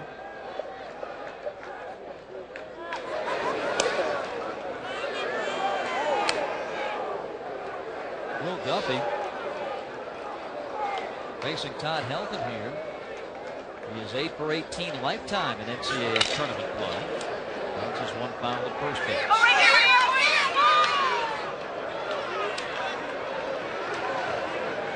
Todd Helton, 23 saves.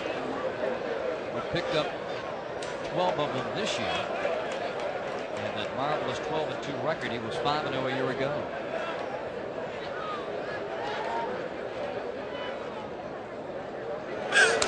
And that hit him. That pitch coming right in on Will Duffy, and Helton plunks it. That forces Seth Breisick to second base. And Clemson now with runners at first and second, but Duffy paid for that on base. Well, what happens with a left-hand hitter when a guy drops down sidearm? He has to protect. Ooh, that's right on the elbow. Yeah. See how he took that pitch? Yep. Watch his front shoulder. See how it's open now? His hands, his elbow, everything that's vulnerable is exposed. Now there's the difference between a guy who takes a pitch incorrectly and gets pays for it, as we saw Scott Vieira took the ball where he turned his shoulders in. But what he was doing is he's thinking about that drop down slider. So he's trying to hang in there, and now the ball runs in on him and he gets in. Conference time on the mound. Quite a gathering on the hill. And coming up tomorrow night, live on ESPN2, the first elimination game of this College World Series between Southern Cal and Oklahoma. The defending national champions with their backs against the wall after that heartbreaking loss yesterday against Florida State. The Trojans, of course, bounced by Miami. 7:30 Eastern Time tomorrow on ESPN2. Paul Galloway, the third baseman, who hit the ball pretty hard flying out to center his first time. Up with runners at first and second, nobody out. Boy, this is a big situation here for the Tigers, and Galloway fouls off the bunt attempt. We talked, Fred, about the key situations Tennessee's been faced with in terms of hitting with men in scoring position. But now Clemson, there's just a little chink in the armor here. They've got to cash in. It was interesting to see what bunt play they had on, and they kept Vieira at home at third base, and they are depending upon the athletic ability of Helton to jump off the mound and field a bunt that's bunted down the third baseline, so he has a chance of the force at third. They leave Vieira home and Helton wheels. For our fans, on the bunt play for Clemson, what you want to do is make the third baseman handle the ball, get him off the bag. That would allow the lead runner to go in without a play.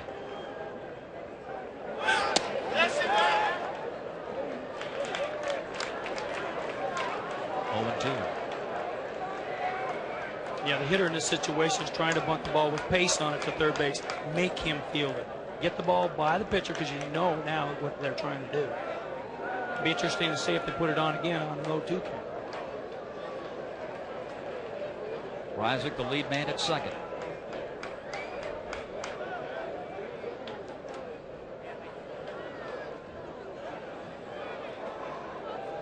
When a pitcher does that, he's trying to see if the hitter's going to square early, trying to tip his hand.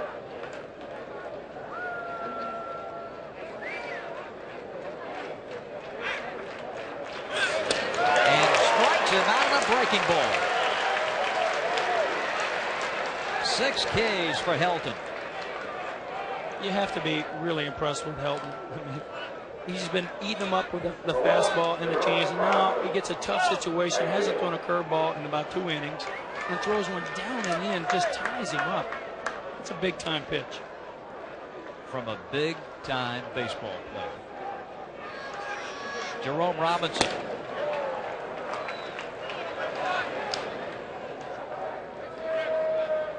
Get the ball on the ground to the right side his first time.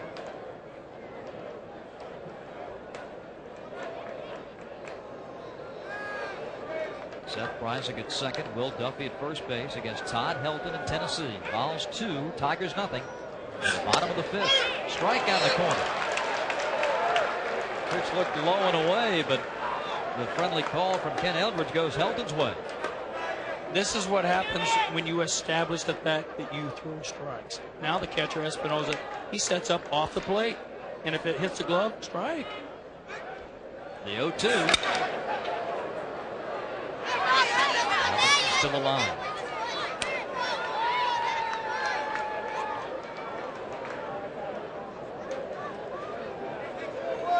The latest update on Helton's pitch total: 59 throws in the game, 47 for strikes. And his 7th K. 2 gone now. And here's one of the matchups that you just love. First, let's take a look at the Robinson strikeout. Well, Robinson knows that he got a called strike on him on a ball that wasn't quite as far away off the plate as that one. Here we're going to look from the overhead shot, and that was a little bit further out. But now he's at a real disadvantage because he feels like, well, I better swing. Monahan against Helton. Shane 1 for 2. And first pitch swinging for the 3rd straight at bat. And Vieira puts it in the ball bag for out number 3.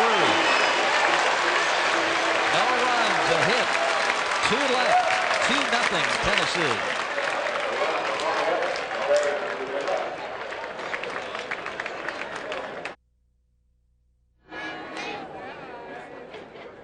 Okay.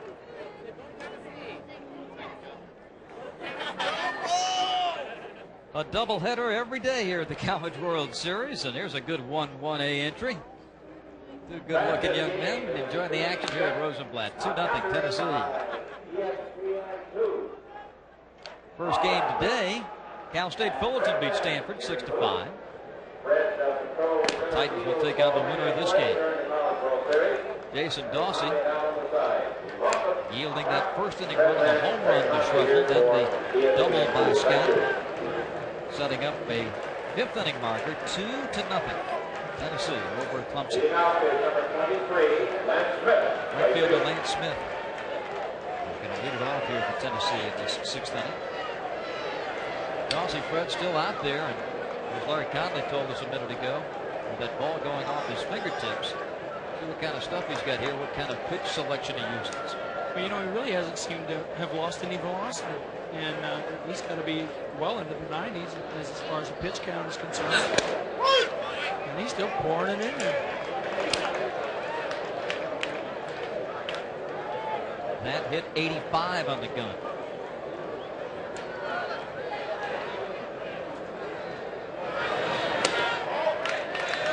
One ball, one strike. One of the big things that Jason could do to help himself is to get rid of this number 9 hitter. Tennessee's had the leadoff man on base 3 straight hits.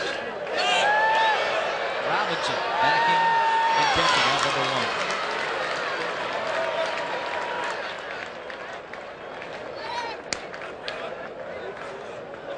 The Helton and Dawsey pitching matchup, and here's their line so far.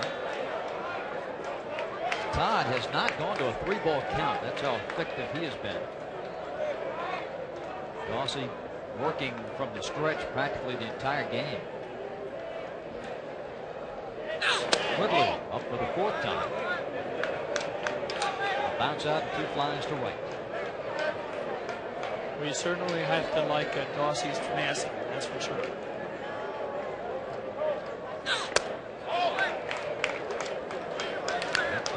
at 87. So you're right, Fred. He has not lost a thing.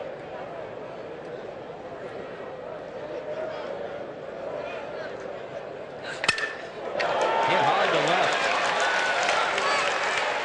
First hit of the day for Woodley. The big turn. Now comes back and Burnham plays it in. That is the 8th hit on the ball game for Tennessee. Scott Schruffel is up next, and here's what happened in the first inning tonight as Schruffel came to the plate. This is the second hitter of the ball game, and Schruffel takes it deep to left center field for the home run, and that gave Tennessee a 1-0 lead. Schruffel then doubled to lead off the 5th and scored Tennessee's second run. He's been right in the middle of everything for the Volunteers offensively.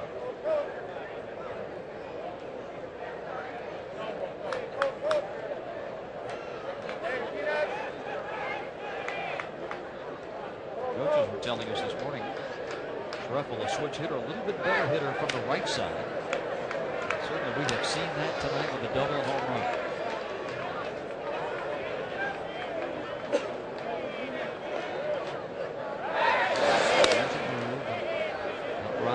Back to the base. Woodley leads this Tennessee team in steals with 29. He's caught 11 times, 40 total times. And another move, so Dawsey's got him on his mind. It's going to be extremely difficult to get a good jump off Dawson. With that quick move to first base, he's really keeping him close.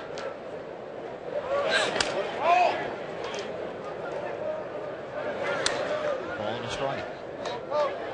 And plus, he's very quick to the plate. He doesn't dawdle.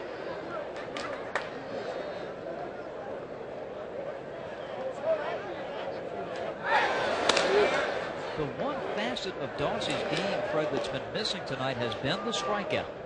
And he got Schruffel looking to end the second. But that's been the only K for Jason so far. Now, here's a kid who came into the game with 131 strikeouts in 123 innings. Well, he's really featuring his fastball and his change. He hasn't thrown many breaking pitches. And in order to strike people out, you're going to have to use at least 3 pitches. Runner moving. LaCroix with a throw. Bryant with a tag. He came off the bag.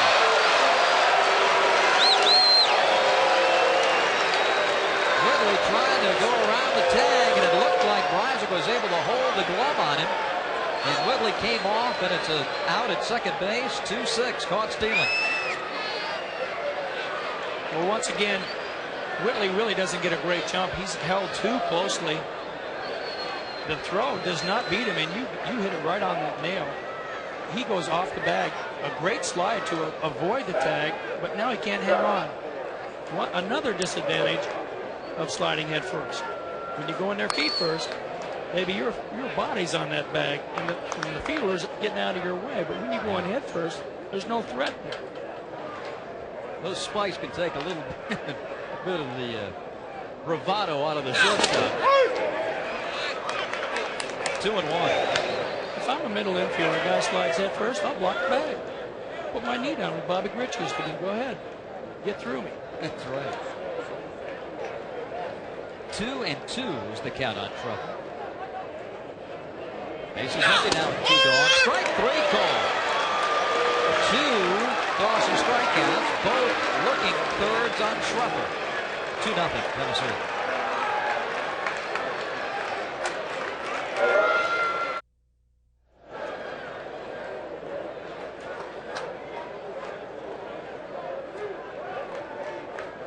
Todd Helton ready to pick up this 3-hit shutout in the bottom of the 6th inning. A reminder that on Monday night on ESPN, Game 2 of the Eastern Conference Finals with New Jersey and Philadelphia tackling at 7:30 Eastern Time. New Jersey's up 4-1, we understand, late in the third of their opening game. We'll see Game 2 on ESPN on Monday night. Todd Helton, 13 straight first pitch strikes. Here's the bunt attempt. Helton pounces on it, throws him out. And Doug Livingston unable to get aboard via the bunt. Boy, the more you watch this kid, the more you fall in love with his athletic ability. I mean, if you're going to bunt on this kid, you're going to have to push it so hard that it gets out to the middle infielders. You can't allow him to field the bunt because he's going to get there. In the hockey update, New Jersey has won 4-1, we understand. David Miller broke a streak of 10 straight hitters retired by Helton with a single in the 4th inning. Monahan single to center in the 1st. Miller single to center in the 4th. And Bryzik single to center to lead off the 5th inning. That's good hit for Clemson.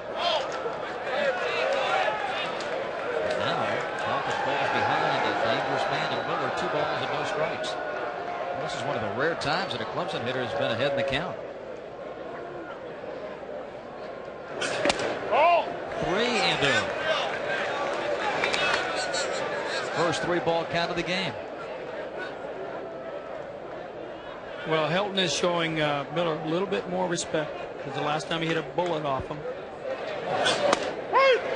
On the corner, 3-1. And you know, it's a bad pitch, it's a 1-run ball game. So he's going to pitch him carefully, no question. And walked it.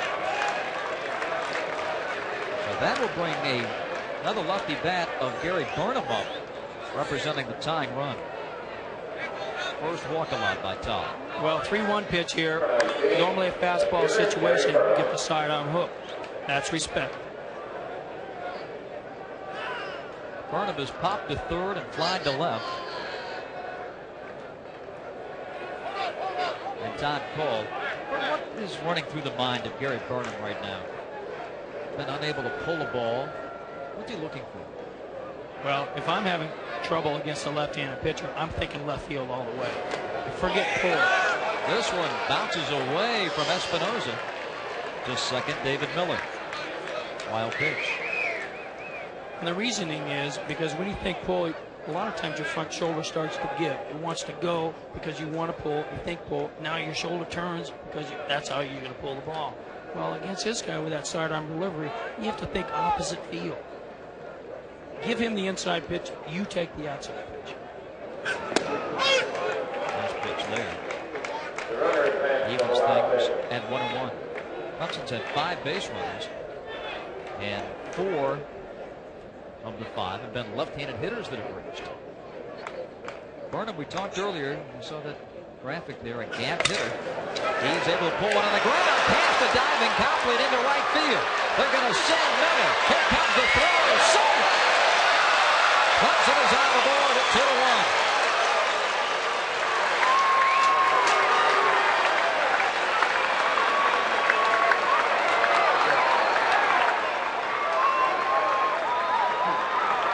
Gary Burnham drives home Clemson's first run of the game.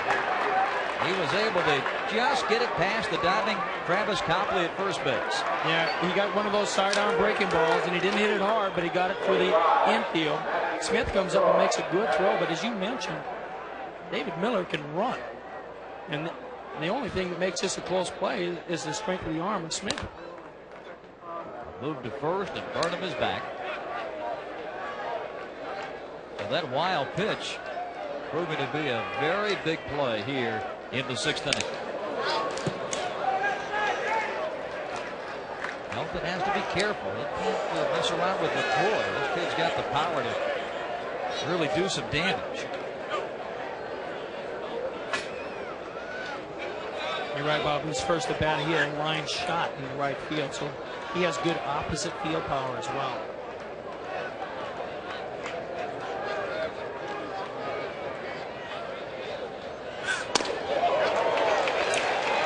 Powder River that time. 0-2.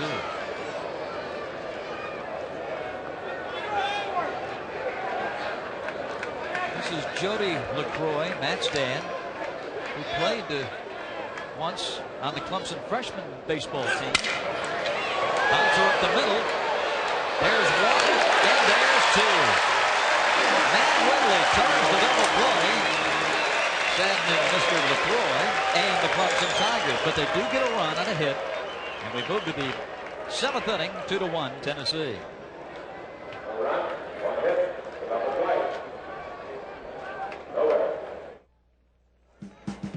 The first game of the 49th College World Series was decided on this swing.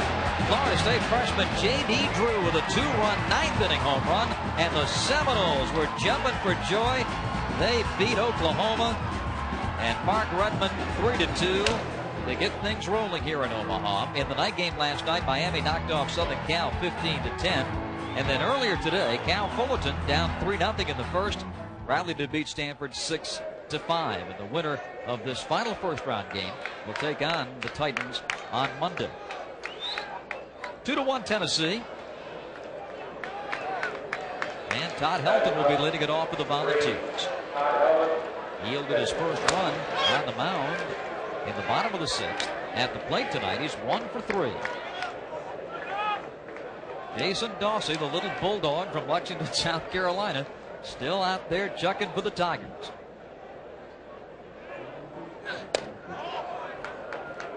One and one. Fred, we were talking during the break about the ebb and flow of the baseball game. And you think the momentum rests with Clemson right now. Well, until this swing, Helton popping one into right. Robinson is there, and there's one away. So the big man has been retired. And this may be something else to add to the Clemson momentum swing. Even though they're trailing 2-1, they were able to squeeze a run there in the bottom of the sixth inning. Tennessee's had all kinds of opportunities, and they've scored only 2 runs. So you look at the way they scored that run: a walk, a wild pitch, and a seeing eye grounder. Whereas Tennessee's had men all over the place, and they can't punch them across. And plus the fact that Clemson has won 2 games of this nature from Tennessee earlier in the season. It's on the back of their minds. They're right where they want to be. Would it be safe to say in this great game, every game affects every other game?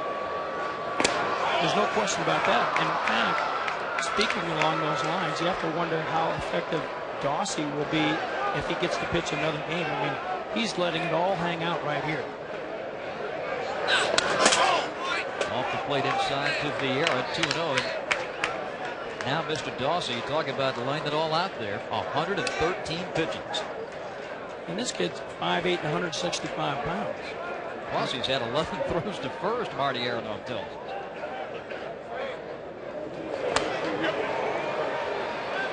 Two and one.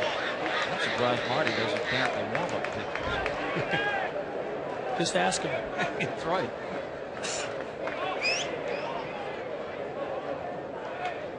Two to one Tennessee, a dandy here in the seventh. The strike evens things on Vieira, 2-2.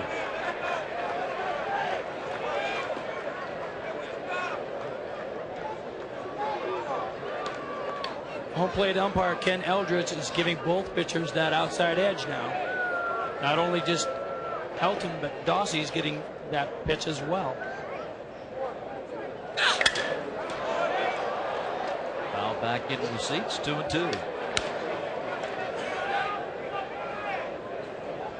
Scott Vieira missed 8 games with a foot injury early in the year, and he came back to meet Clemson. Went 1 for 4 in the first game in South Carolina, then homered the next day. And it came off this man, Jason Dawsey. Through the hole on a base hit.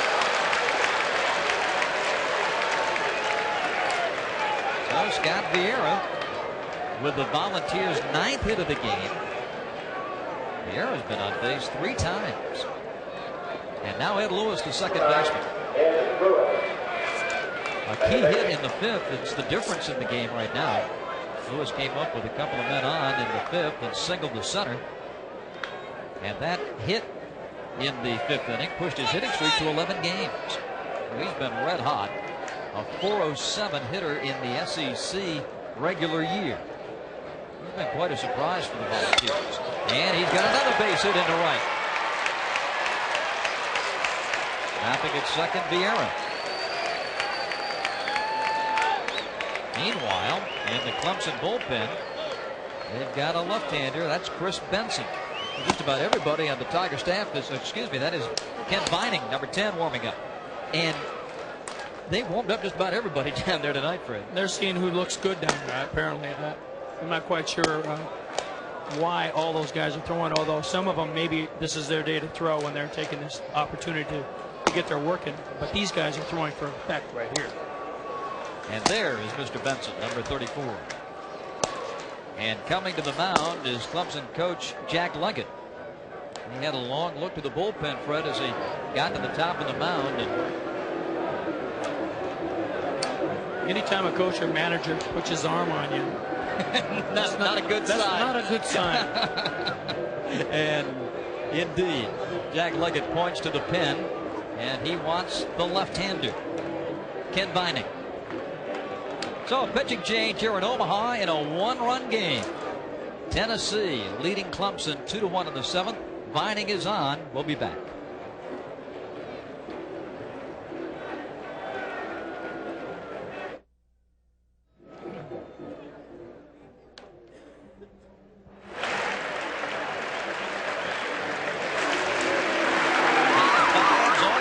Jason Dawson, a nice round of applause from the fans here in Omaha. And why not? Boy, this kid with a gutsy performance. He just absolutely pitched his heart out. Coming on to pick up the pitching chores is Ken Vining. And you see Vining's numbers, and he's been, Fred, a red-hot pitcher down the stretch. We talked earlier when he was warming up early in the ball game.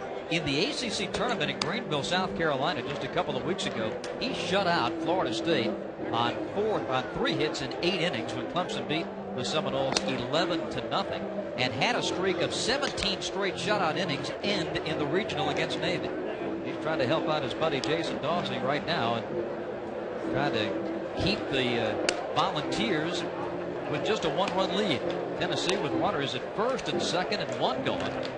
And Travis Copley set to swing against Vining. It's a lefty-lefty matchup right off the bat. Well, Vining's almost a carbon copy of Dawson. I mean, he throws the same kind of pitches, a running type fastball. It's going to run in on left-handed hitters. Plus, he's got a little bit better breaking pitch than did Dawson. So he's really tough on lefties. And again, he has a very good move to first base. So the running game is not going to be in order for Tennessee tonight. Vieira at second, Lewis at first. We mentioned all the opportunities that Tennessee has had in this game. 1 for 12 with runners in scoring position. That's why you see the lopsided totals on the board out there. 2 runs and 10 hits. Volunteers with 9 left on through 6 innings and 2 more aboard. And Vining comes in to face Travis Copley.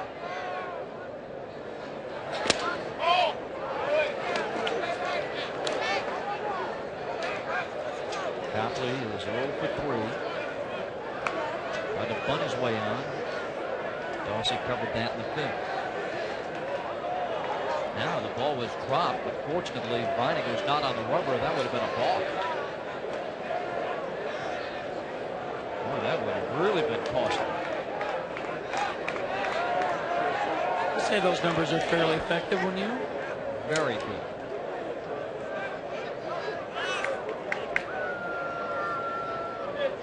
Second and third for Tennessee. Or first and second, right? Excuse me. I was thinking he committed a balk. First and second, 1 going. And a strike. 1-1.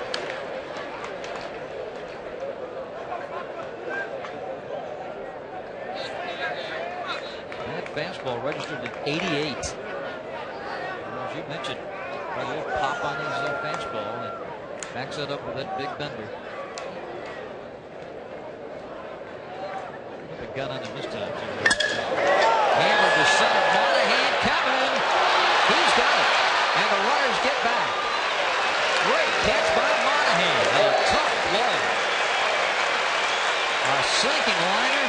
And Monahan with the landing gear down makes the catch.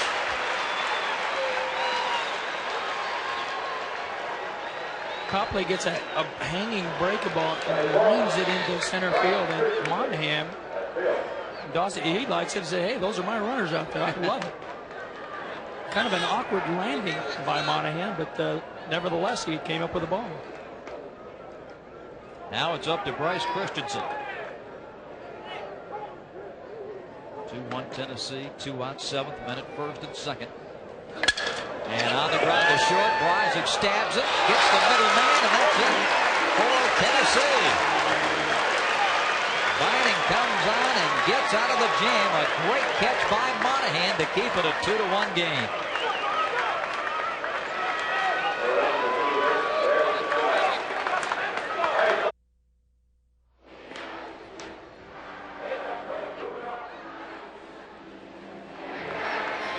Well, Clemson escapes, and a most appreciative Jason Dawsey there to greet the big men. First Vining and then Monahan.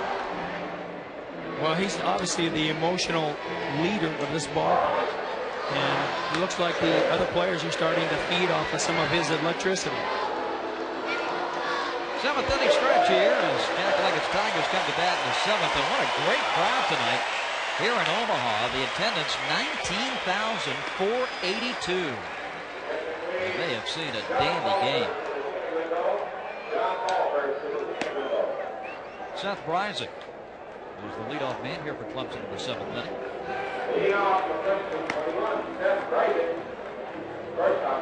Bryzik singled to center his last time, struck out swinging his first time. Hit an 0-2 pitch off Helton to get that single in the fifth.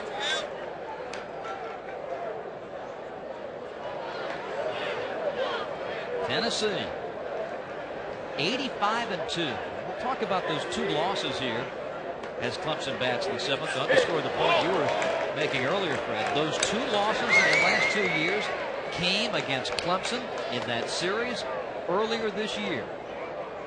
I'm getting a bad feeling about this one. You know, you hate to see a pitching performance like Helton's get wasted.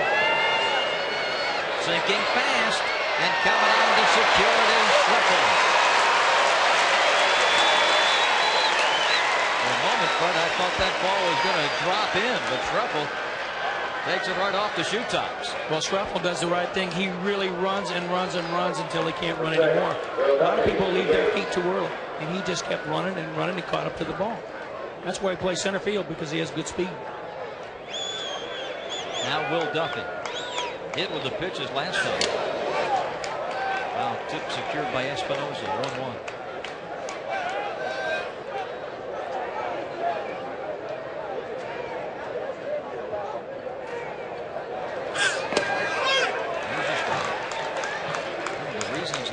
Volunteers have been so effective in late inning situations, holding leads. Does that mean Helton usually comes out of the bullpen? Tonight he's been the starter.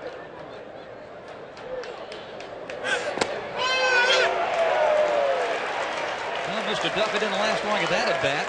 3-pitch strikeout, number 8 for Todd Helton. 2 up, 2 down. Well, one thing about Todd Helton, he's only started 3 games, but he's completed all 3. And like you mentioned, he is the closer. Well, now he's the closer. Yeah, that's right.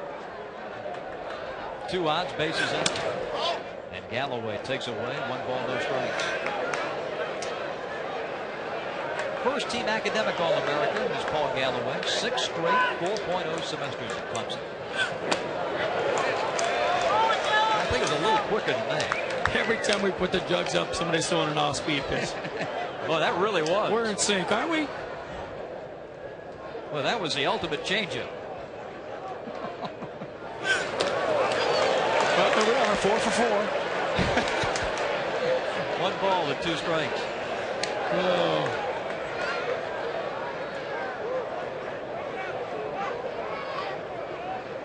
Well, take it from us up here. The catcher's glove is still popping.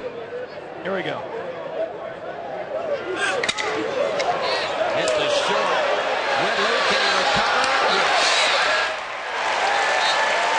Ridley off his chest and throws Galloway out by a step at first base to keep it 2-1 Tennessee.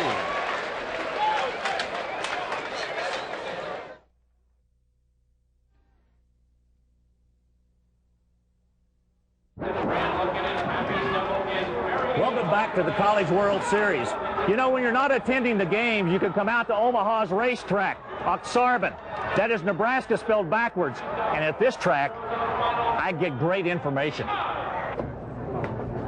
Yeah, I'm okay here. So, you guys know anything about this? Can you help me with any of this? Hey, guys in the paddock know what's going on. Geez, just one time. Just once. He got it by a length. Maybe this guy could help me. Hey, what's happening here? How you doing? Good. Hey, who do you like in this last race? I love that 8 horse. How about you? I have a feeling TV Dude came back a little lighter in his pocket from that exchange. I got to tell you guys, I was trying real hard. Got nothing accomplished today. I needed Fred Lynn's help.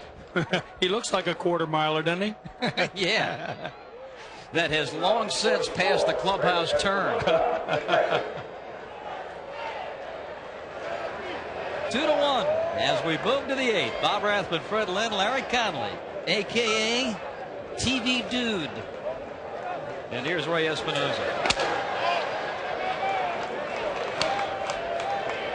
8th inning of a one-run game. Volunteers about hit the Tigers 10-4. Thanks, Woody. I'm glad we got it in.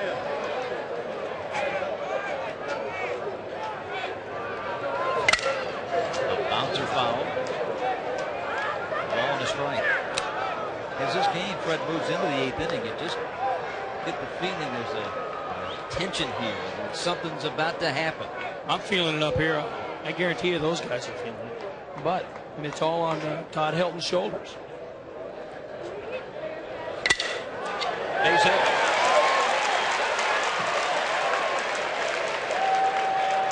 Just an uncanny knack the Volunteers have had tonight for getting that leadoff man on.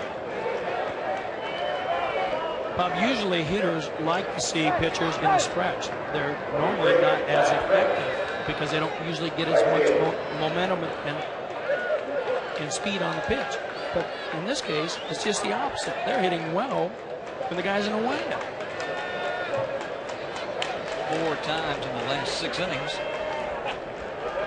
Tennessee's got that leadoff man on. Now it's up to Lance Smith to move him along. And shows bunt pops up. Can they make the play? No! Beyond LaCroix's reach.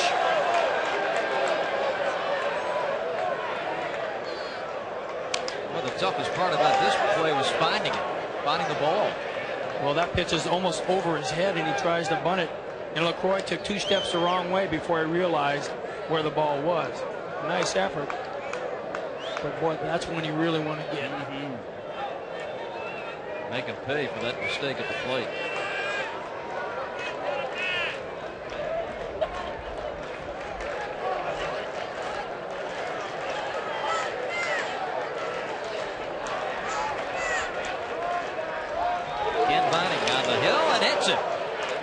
Ran that breaking ball right in on him. And Lance Smith hit with the pitch. And that forces Ray Espinosa down to second. And Tennessee with men at first and second and nobody out. This is definitely the toughest pitch to bunt. One that hits you. Yeah. And now, the question is, are they going to bunt again? I mean, Whitley's swinging a pretty good bat. But in this situation, I guarantee you, Helton would love one more run. So one bad pitch, and he still has a 1-run lead.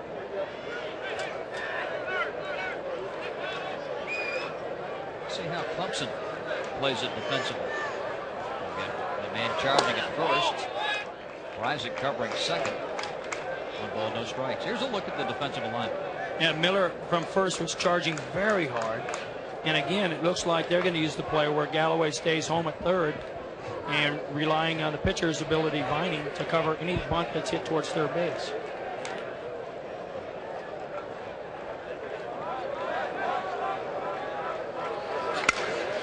Bunt to third. And they got it.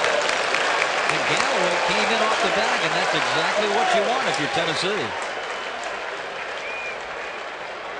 A 1-4 sacrifice.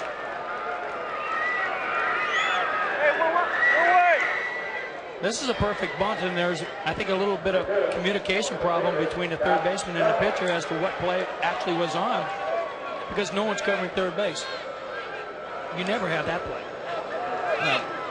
If you do that, the shortstop comes over. Exactly. You have the rotation play. And Bryzik was standing on the second base bag, so it was Galloway's responsibility to hang close. Now Clemson pulls the infield in with one away. And Schruffel must be pitched to because Helton's waiting on deck. Tennessee has had 16 base runners tonight. Only 2 have scored. But Vining, knowing full well who's waiting to hit, forced into the game's toughest situation. A fly ball gets you a run, plus you've got the infield in. Pitch out. I wonder if they saw something there. I can't imagine that Tennessee would be thinking about squeezing. I don't like that play at all. I mean, this guy's got a double and a homer. Granted, he has struck out twice, but with your number one guy coming up behind it, he'll swing away here. You got the infield in. If he hits a ground ball and it's not right at somebody, it's a base hit. Swing the bat.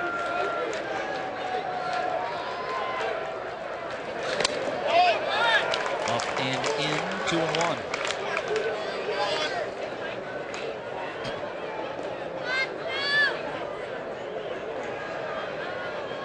Rod Delmonico.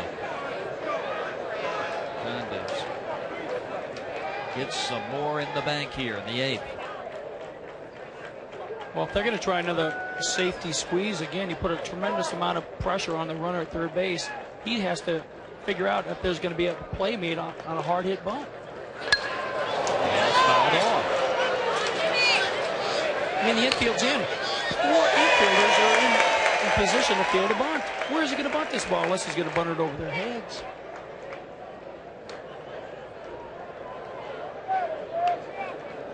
Here you get a look at the bunt attempt. Not very pleased with himself, but he's got to be wondering why he's bunting in the first place. 2 balls, 2 strikes. 1 away. A 2-1 Tennessee lead in the 8th.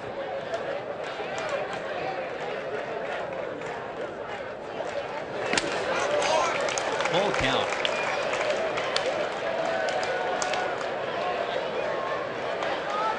It can't get any stickier for Clemson than it is right here. Scott Winchester, their closer, warming in the pen.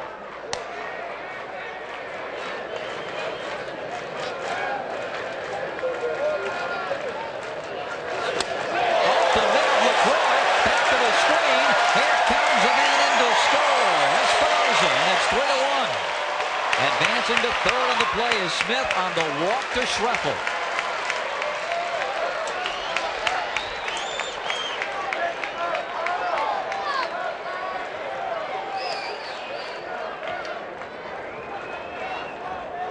Well, Viney tries to overthrow this 3-2 fastball. He knows how important that pitch is. And it just gets away from him. You can see his release point is way up. And the ball just sails on LaCroix. He has no chance to catch that ball. And there's the insurance run.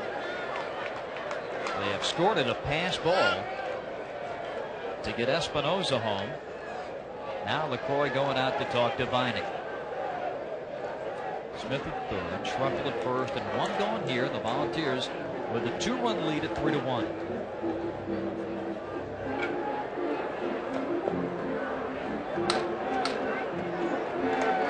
Jack Leggett really frustrated there. You can see him swipe at the dirt in front of the Clemson dugout. And now Helton's coming up, and a chance for it to really put the game out of reach. Well, you can obviously see how much importance he puts upon this game because he's got his closer in a losing situation in the bullpen. So important to get into that winner's bracket early. You don't want to be in that one-and-done situation. These are Helton's lifetime numbers. Look at the RBIs. Amazing. Hit on the ground to second. Can they get the double play? Drives it, turns it, and keeps it a 2-run game. Clemson needed the 4-6-3 DP, and they turn it. 1 run for the Vols. It's 3-1.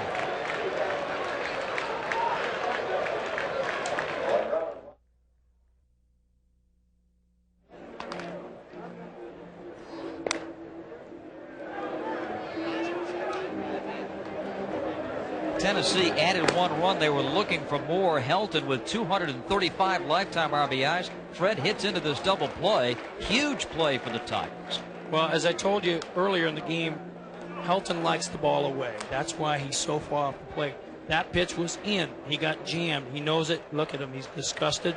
Now the question is, will he carry that disgust out to the mound? Thus far, he has not allowed his hitting utility, we might say, tonight to worry him on the mound. When he's put the glove on, he's become a pitcher. When he's got the bat in his hand, he's a hitter. Leading it off for Clemson is Jerome Robinson. A bounce out and a strikeout tonight. The 9, 1, and 2 men to bat here for Clemson in the 8th. And Robinson fouls it away. Copley giving chase. And this one well back into the 6th. Ball and a strike. Just a few raindrops now as Robinson comes to bat. Here's a breakdown of the Clemson batters. You'd think it would be the other way. Well, with Helton's sidearm delivery, you know, that fastball running away, plus he's getting that outside corner, generous corner. Here's Robinson putting a charge in one to left center, but Schruffler is there to track it.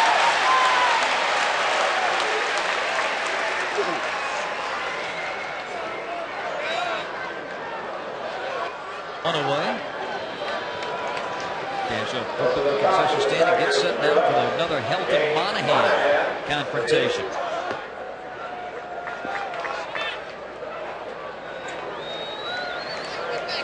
Shane 1 for 3. He is single to center. Thrown out on a bunt attempt and popped to third. Drives this one to right field. Smith back on the ball. Has it. 2 outs.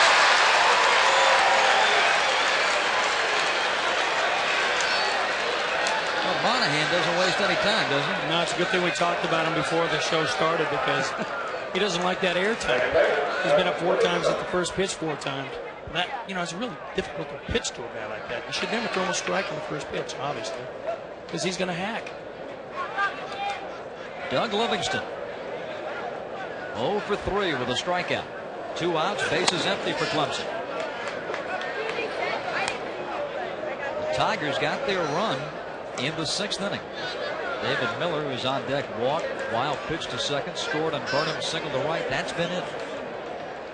No one has reached for Clemson since the Burnham single.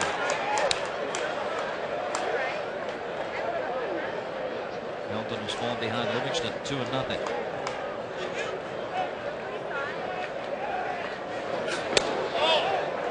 Now 3-0. The second 3-ball count for Helton tonight in this gem.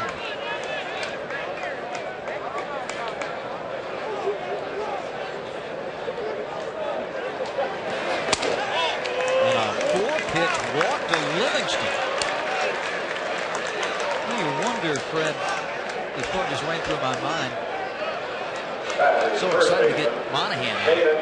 Maybe lost just a bit of concentration with Livingston. Well, this is not the scenario he wants because now you get the 3-4 guys with tremendous power coming up with a man on base. I mean, he wanted that guy for sure.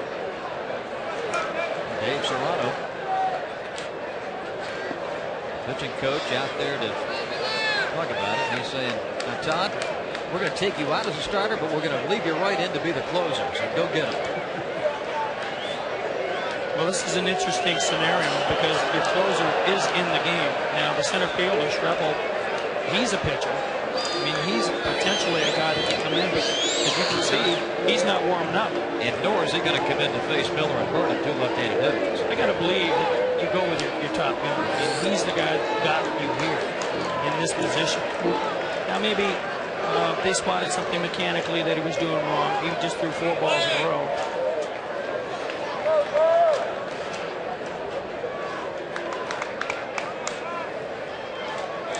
Meanwhile, the Tennessee bullpen is getting active as Miller fouls one away. Dave scored the Clemson run in the 6th. We're now the bottom of the 8th. Tennessee leading by a deuce on the deuce. Livingston with a decent lead at first against the left-hander. A ball and a strike. There is R.A. Dickey, the Tennessee pitcher,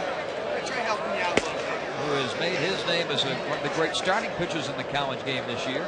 Now warming up in the pen. 14 wins for R.A. And 3 times this year he has come in relief, but as we mentioned, generally speaking, the starting pitcher for the Vols. But as we talk to the Tennessee folks this morning, don't worry about Monday. We're going to foul at first base. Well, the thinking with Dickey is that if he's able to come in here and close the game and say 20 pitches or less, it's his day to throw in. So they would use that so he could come back and start the next game.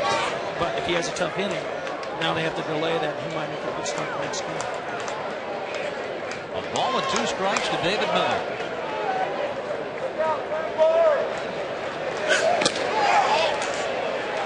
Two balls, 2 strikes. That's the pitch he has to be careful. That sidearm bender, that's a pitch you can hang very careful or very easily. And with this guy's power, I might shelve that ball, run that fastball in on his hands. He's 6'4". You don't want to let him extend. They'll have to throw him out at first, and the inning is over. 9 strikeouts for Tom Helton, and takes care of a .383 hitter for the second time via the strikeout. Well, here's the fastball. Wasn't where I thought it would be. That's why I'm up here. Fastball in the outside corner. Ooh, and there's another generous call. But he's been doing that all night long. So the hitter should not be surprised by anything that's called. It's off the plate. Tennessee by 2.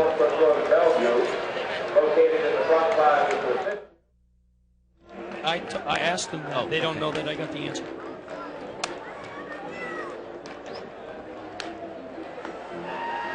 The rain, which was forecast, is with us now as we move to the 9th inning here at Rosenblatt Stadium. A 2-1 lead for Tennessee. And the Volunteers facing Clemson left-hander Ken Vining here, looking for a little more insurance with Scott Vieira, Ed Lewis, and Travis Copley.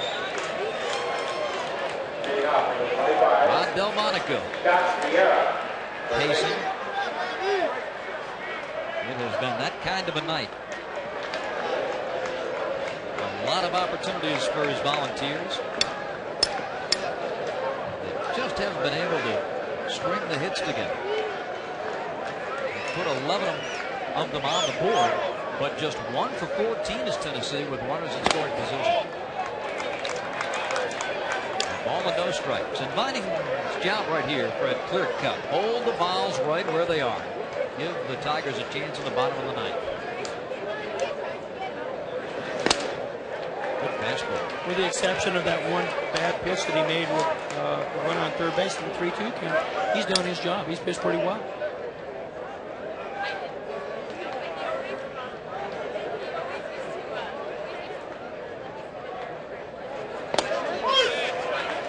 A ball and 2 strikes. One thing with Vieira up there, you don't want to throw a ball inside with 2 strikes because he might just lean right into that baby. Vieira's already been hit with a pitch once tonight. And strikes out swinging. And Vining a little giddy up on that fastball. Strikes out Vieira. What away. Next to bat is second baseman Ed Lewis.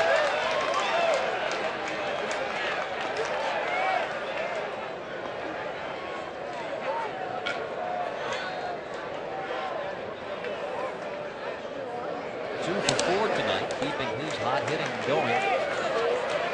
Good streaks up to 11 straight. Had a great regional game against Oklahoma State. A 2-run home run on 3 for 5. He's backed that up with a 2 for 4 night in his first College World Series appearance. 2-0. Jason Dawsey, the Clemson starter, went 6 1/3. 1-2, struck out 2. That's a foul. There's first base coach Randy Burdett. 2-1.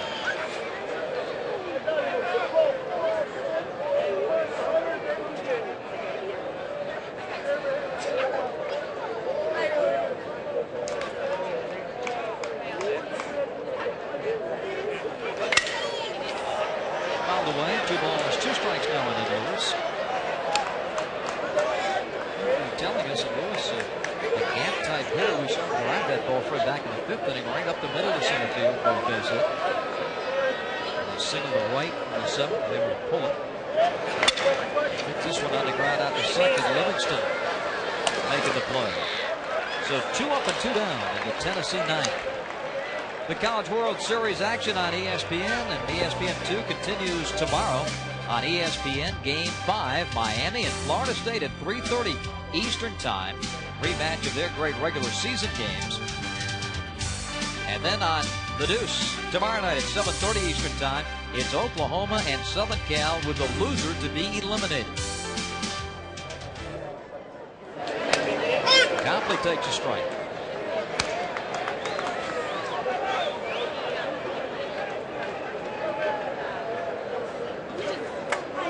Just a very light rainfall now. Copley falls behind 0-2. New umbrellas out there in the seats.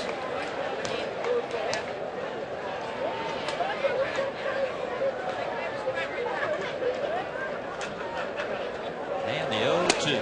Got him swinging. Couple of strikeouts for Vining, and the Clemson Tigers ready to face Todd Helton. The bottom of the ninth coming up with Clemson leading by 2.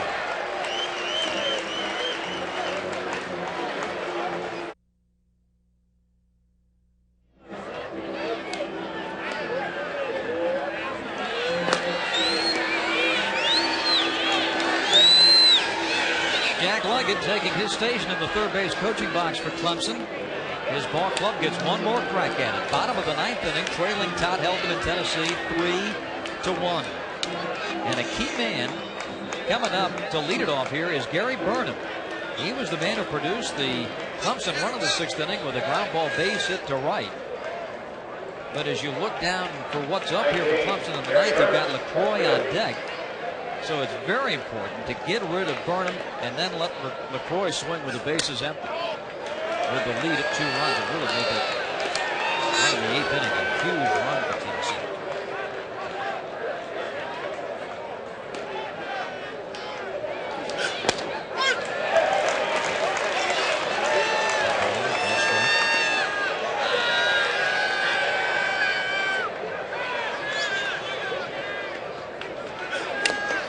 Breaking ball. Just got a piece of it.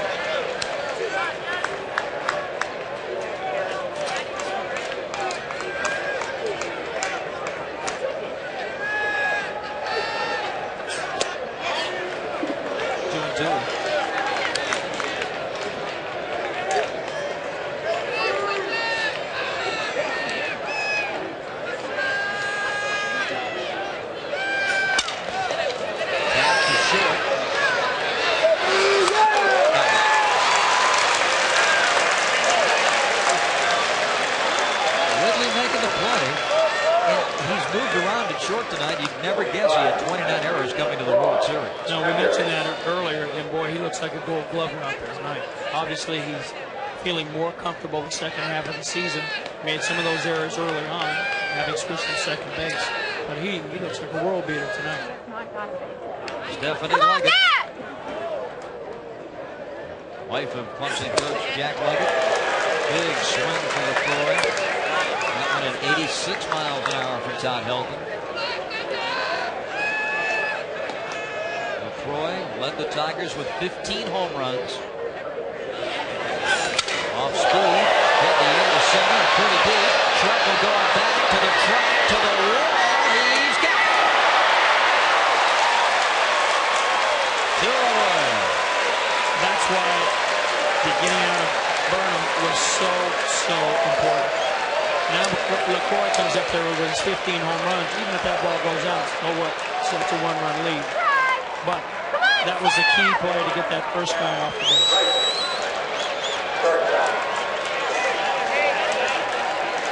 Well, this kid's got some raw power. Yeah, and that was fighting to win, too.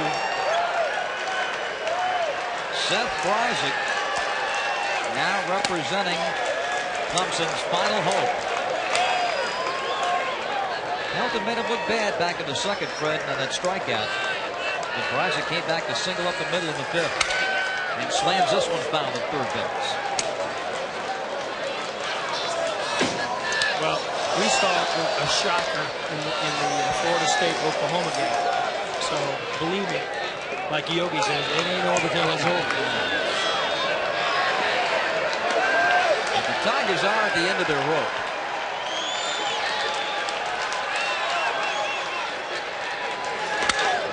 Down the left field line toward the corner. It is a foul ball.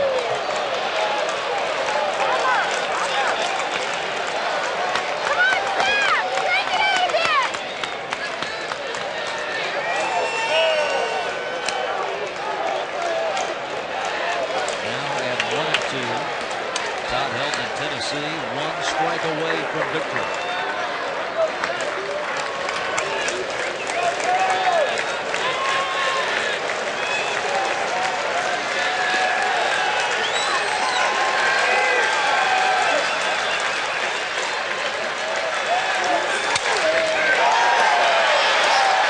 Second baseman Lewis is calling for it. Tennessee wins. 4 strikes this year for Todd Helton, 4 complete games. He shuts down Clemson on 4 hits.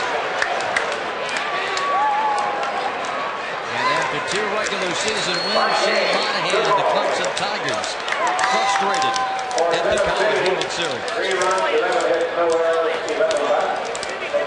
Well, Helton, he was everything tonight. He didn't do it with his bat, but he sure as heck did it with his glove, and he knows as soon as that pitch is thrown is popped up, he's got it. 107 pitches for Todd Helton tonight, 78 strikes.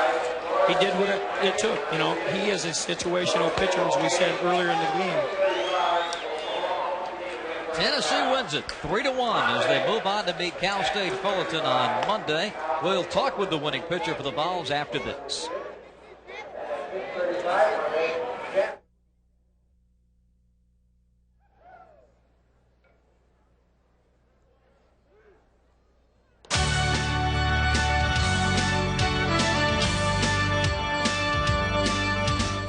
ESPN2's exclusive presentation of the College World Series is brought to you by Kawasaki Jet Ski Watercraft. Call 1-800-661-RIDE for a dealer near you. Tennessee wins over Clemson 3-1. During the regular year, they tugged at Superman's cape. They beat Todd Helton in South Carolina. Payback tonight in Omaha, Nebraska. Let's go down to Larry Conley.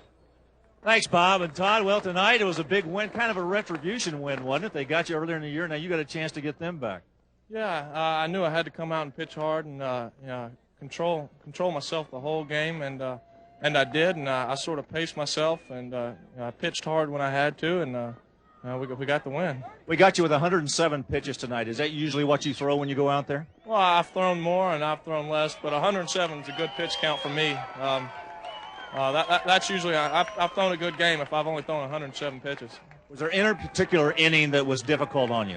Well, the inning where they had first and second, no out, and he squared around the bunt, and he missed a couple times, and I struck him out. And after that, I knew I had a chance, but I think that could have changed the game if they'd have got a few key hits right there, and they didn't. So I think that was the biggest inning for me in the game. Was there a little anxiety, maybe the stomach turning over a little bit when that ball went to center field there in the ninth?